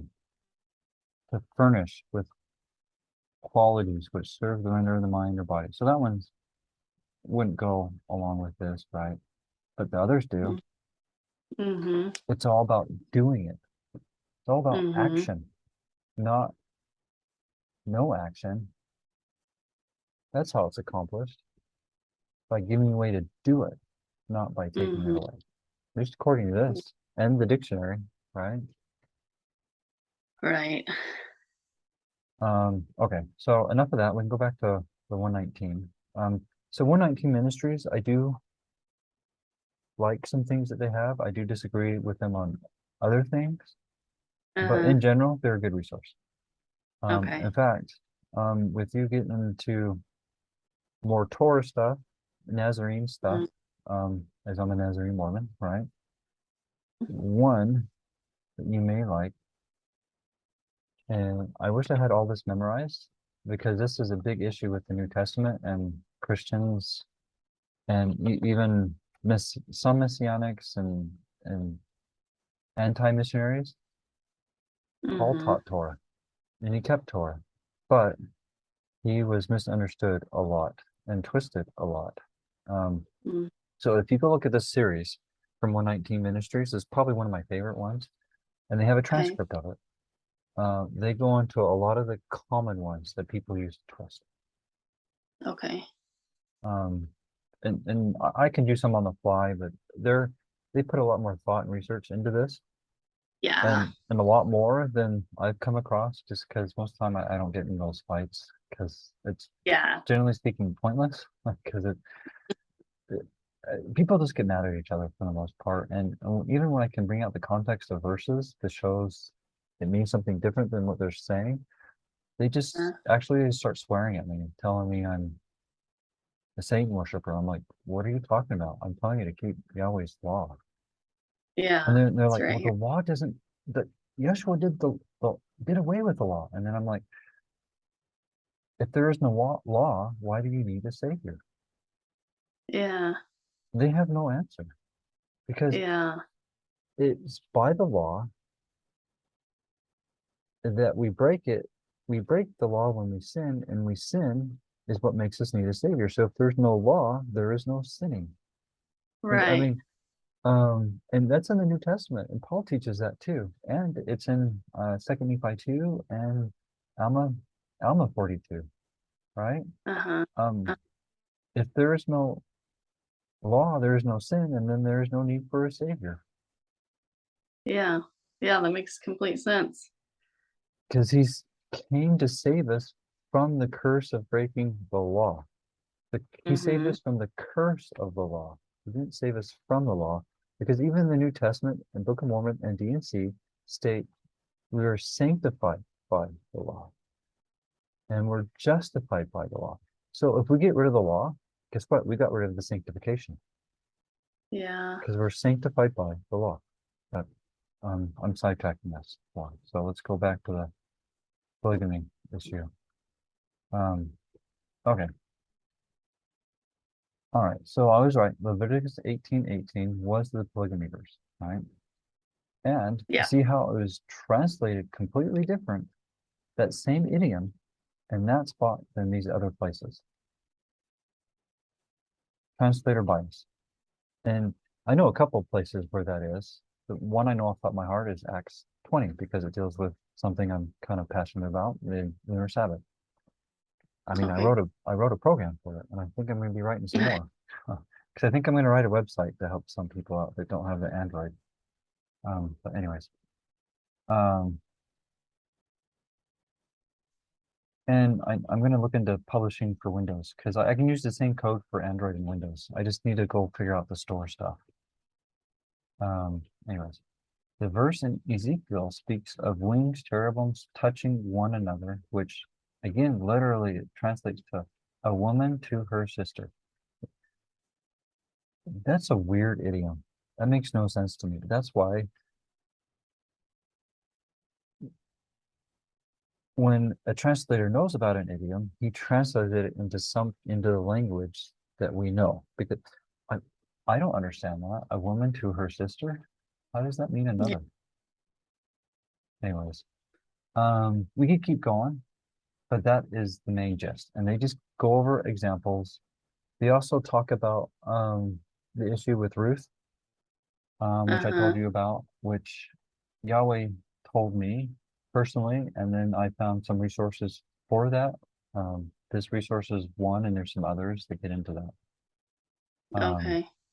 And that's an example from the Old Testament. The Dead Sea Scrolls shows that polygamy is wrong also. So they knew it was wrong. Yeah. It's just, I mean, I know what sin is, but I have still sinned Right. because I've been prideful, and I just wanted it, or whatever reason. I mean, depending on the situation, right? Yeah. Just because you know it is doesn't mean you keep it, or Right. you act accordingly. Right. And all have fallen short, save one. Mm-hmm. So anyways, we can keep going over these examples, but that's the main gist. Yeah. Yeah. But I Well, would I can- recommend watching the whole video. Okay. I will do that. And Yeah, I gave I'll you do the that. links. So, Okay. yeah. Okay. All right. Yeah, that sounds good. I'm gonna do that. So Okay. And it's probably, unless you want to do something short, it's probably a good time to call it a night. It's getting, yeah, it's we can call it a 2:15. night. That's, Okay. yeah. Yeah. So So I need to keep it close. to never read anything. I thought if I wanted to relax, I'd watch TV, but Oh, I so never watched. I've been slowly reading the book from Whitney Hortney. I think I remember the name, her Uh-huh. Joseph Smith one. So on the Uh-huh. subject of polygamy, because that's what that book's on, right? Mm. She brings out how the Brighamites would have their first wife give the additional wives to their husband in the marriage ceremony. You know what the occult does with the elite, that the wives go get and give whores to their husbands? They do the exact same thing. Mm. Yeah, that It's makes patterned sense. off of the occult Satanism. Uh-huh. It's the same thing. They're just trying to make evil look good. Uh-huh. It's nothing new. Yeah. And when you go, and I made that connection when I was reading Whitney's book. She doesn't say it. I'm saying it. There's a little bit of this recording I'm going to take out when we just did a little personal stuff, but that I'm leaving in. And I know people are going to get mad about it, but they need to wake up. Mm-hmm. It is of the occult and Satanism to have your wife give you a whore to have sex with, which is what's going on with polygamy and the Brighamites. And all the Brighamites. I mean, the FLDS are more Brighamites than the LDS church, which I mainly call Brighamite, but Yeah. they're, anyways, that's wrong. That's adultery. Yeah. Yeah. It doesn't matter if your wife gives permission, it is still adultery. Yeah. Right. It's just that she's been so brainwashed into thinking that's okay. Correct. Right. I know. It wasn't hard for me to believe it the first time I heard that Joseph Smith wasn't actually a polygamist. It was like a light went off, because I think everybody's always felt no. I grew up in the church. I thought he was. In fact, Yeah. in some ways, I don't know how people growing up in the church didn't think he was, because I mean, I didn't get into that subject, and I knew supposedly he was. But anyways, but I read soon after Are We Paying Too Much Tithing? From Rock Waterman, I read his polygamy one. I don't remember the title. I could look it up if you want.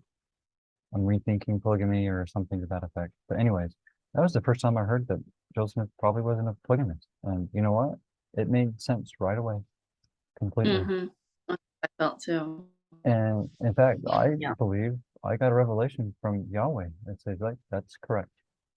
He didn't do it. And even on the Jacob 2:31, he told me it's monogamy. And I remember soon after that, with some friends that I had at the time when we met with some Temple Lot Church. You know who they are? They're a Restoration Church in Independence, Missouri. They're called the Temple Lot because they own the Temple Lot. But anyways, they had some apostles in the Salt Lake area. And I'm putting a quote because they haven't seen Yahweh. And I was not impressed with them. And when I asked them about Jacob 2:30 specifically, they're like, I don't know.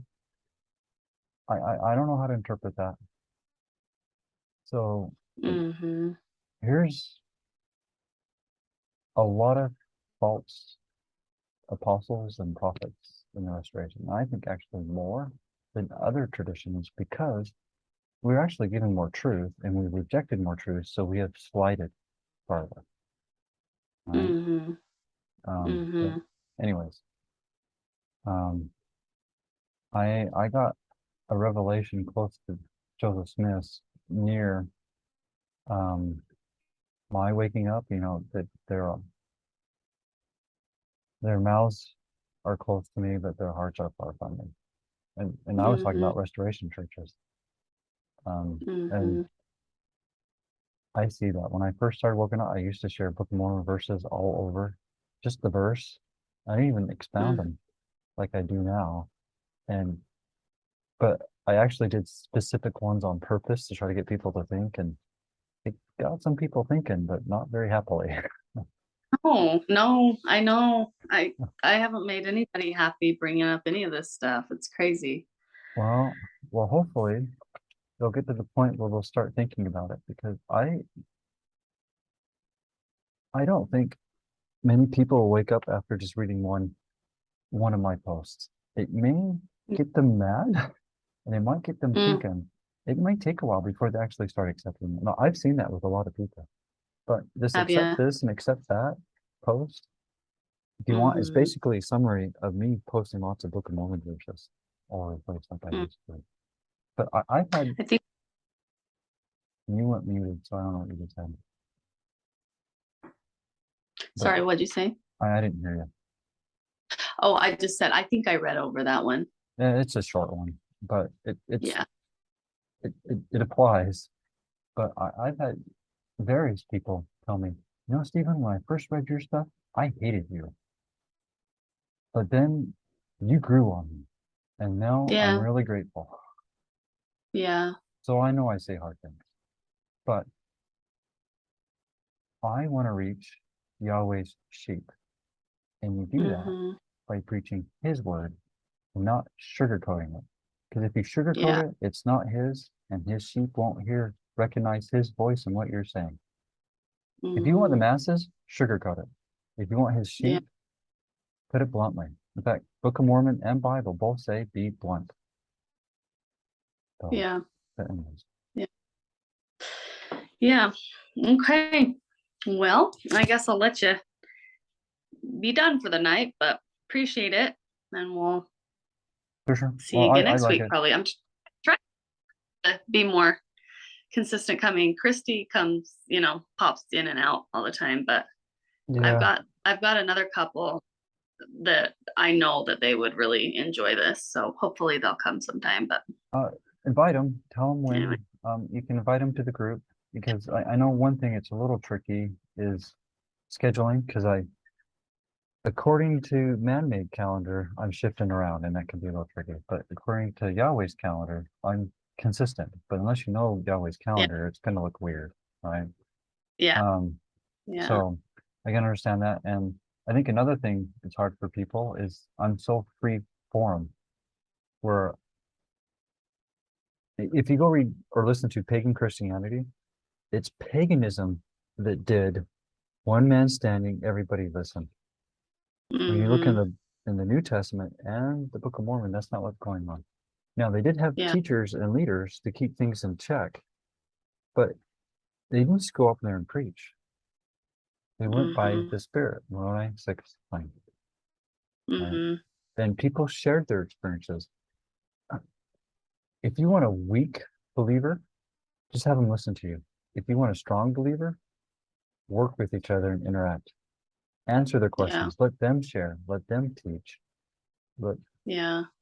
And I honestly, if you want to help people, help them be strong believers instead of weak believers. Because if all you're doing is having people listen to you and they feel good for an hour, now they go to the world, all they can do is send people to your video rather than doing it themselves. Yeah. And it's going to get harder and harder. People need to know how to do this themselves, especially if nothing else, just so they can withstand, not necessarily convert, but just be able to withstand the attacks. Because if you're a weak believer, you'll go with every wind of doctrine, which I see a lot of people doing, versus being strong and firm. Matthew 24, it's only the chosen, aka elect, that won't be deceived. But, I mean, that's not how it's worded. We go look at it, but that is what it's saying. And the elect are who know and do. And you learn by doing and more interactive. Even just teaching. Teachers know this. that the more interaction you get, the more they learn. The more you just sit Right. there and just preach, the less they learn and remember and Right. retain. You want them to Yeah. retain interaction. Yeah. Interaction. Anyway. Yeah. Makes sense. All right. Sounds good. Thank you. You're welcome. Thanks for coming. All right. Have a good night. You too. Oops.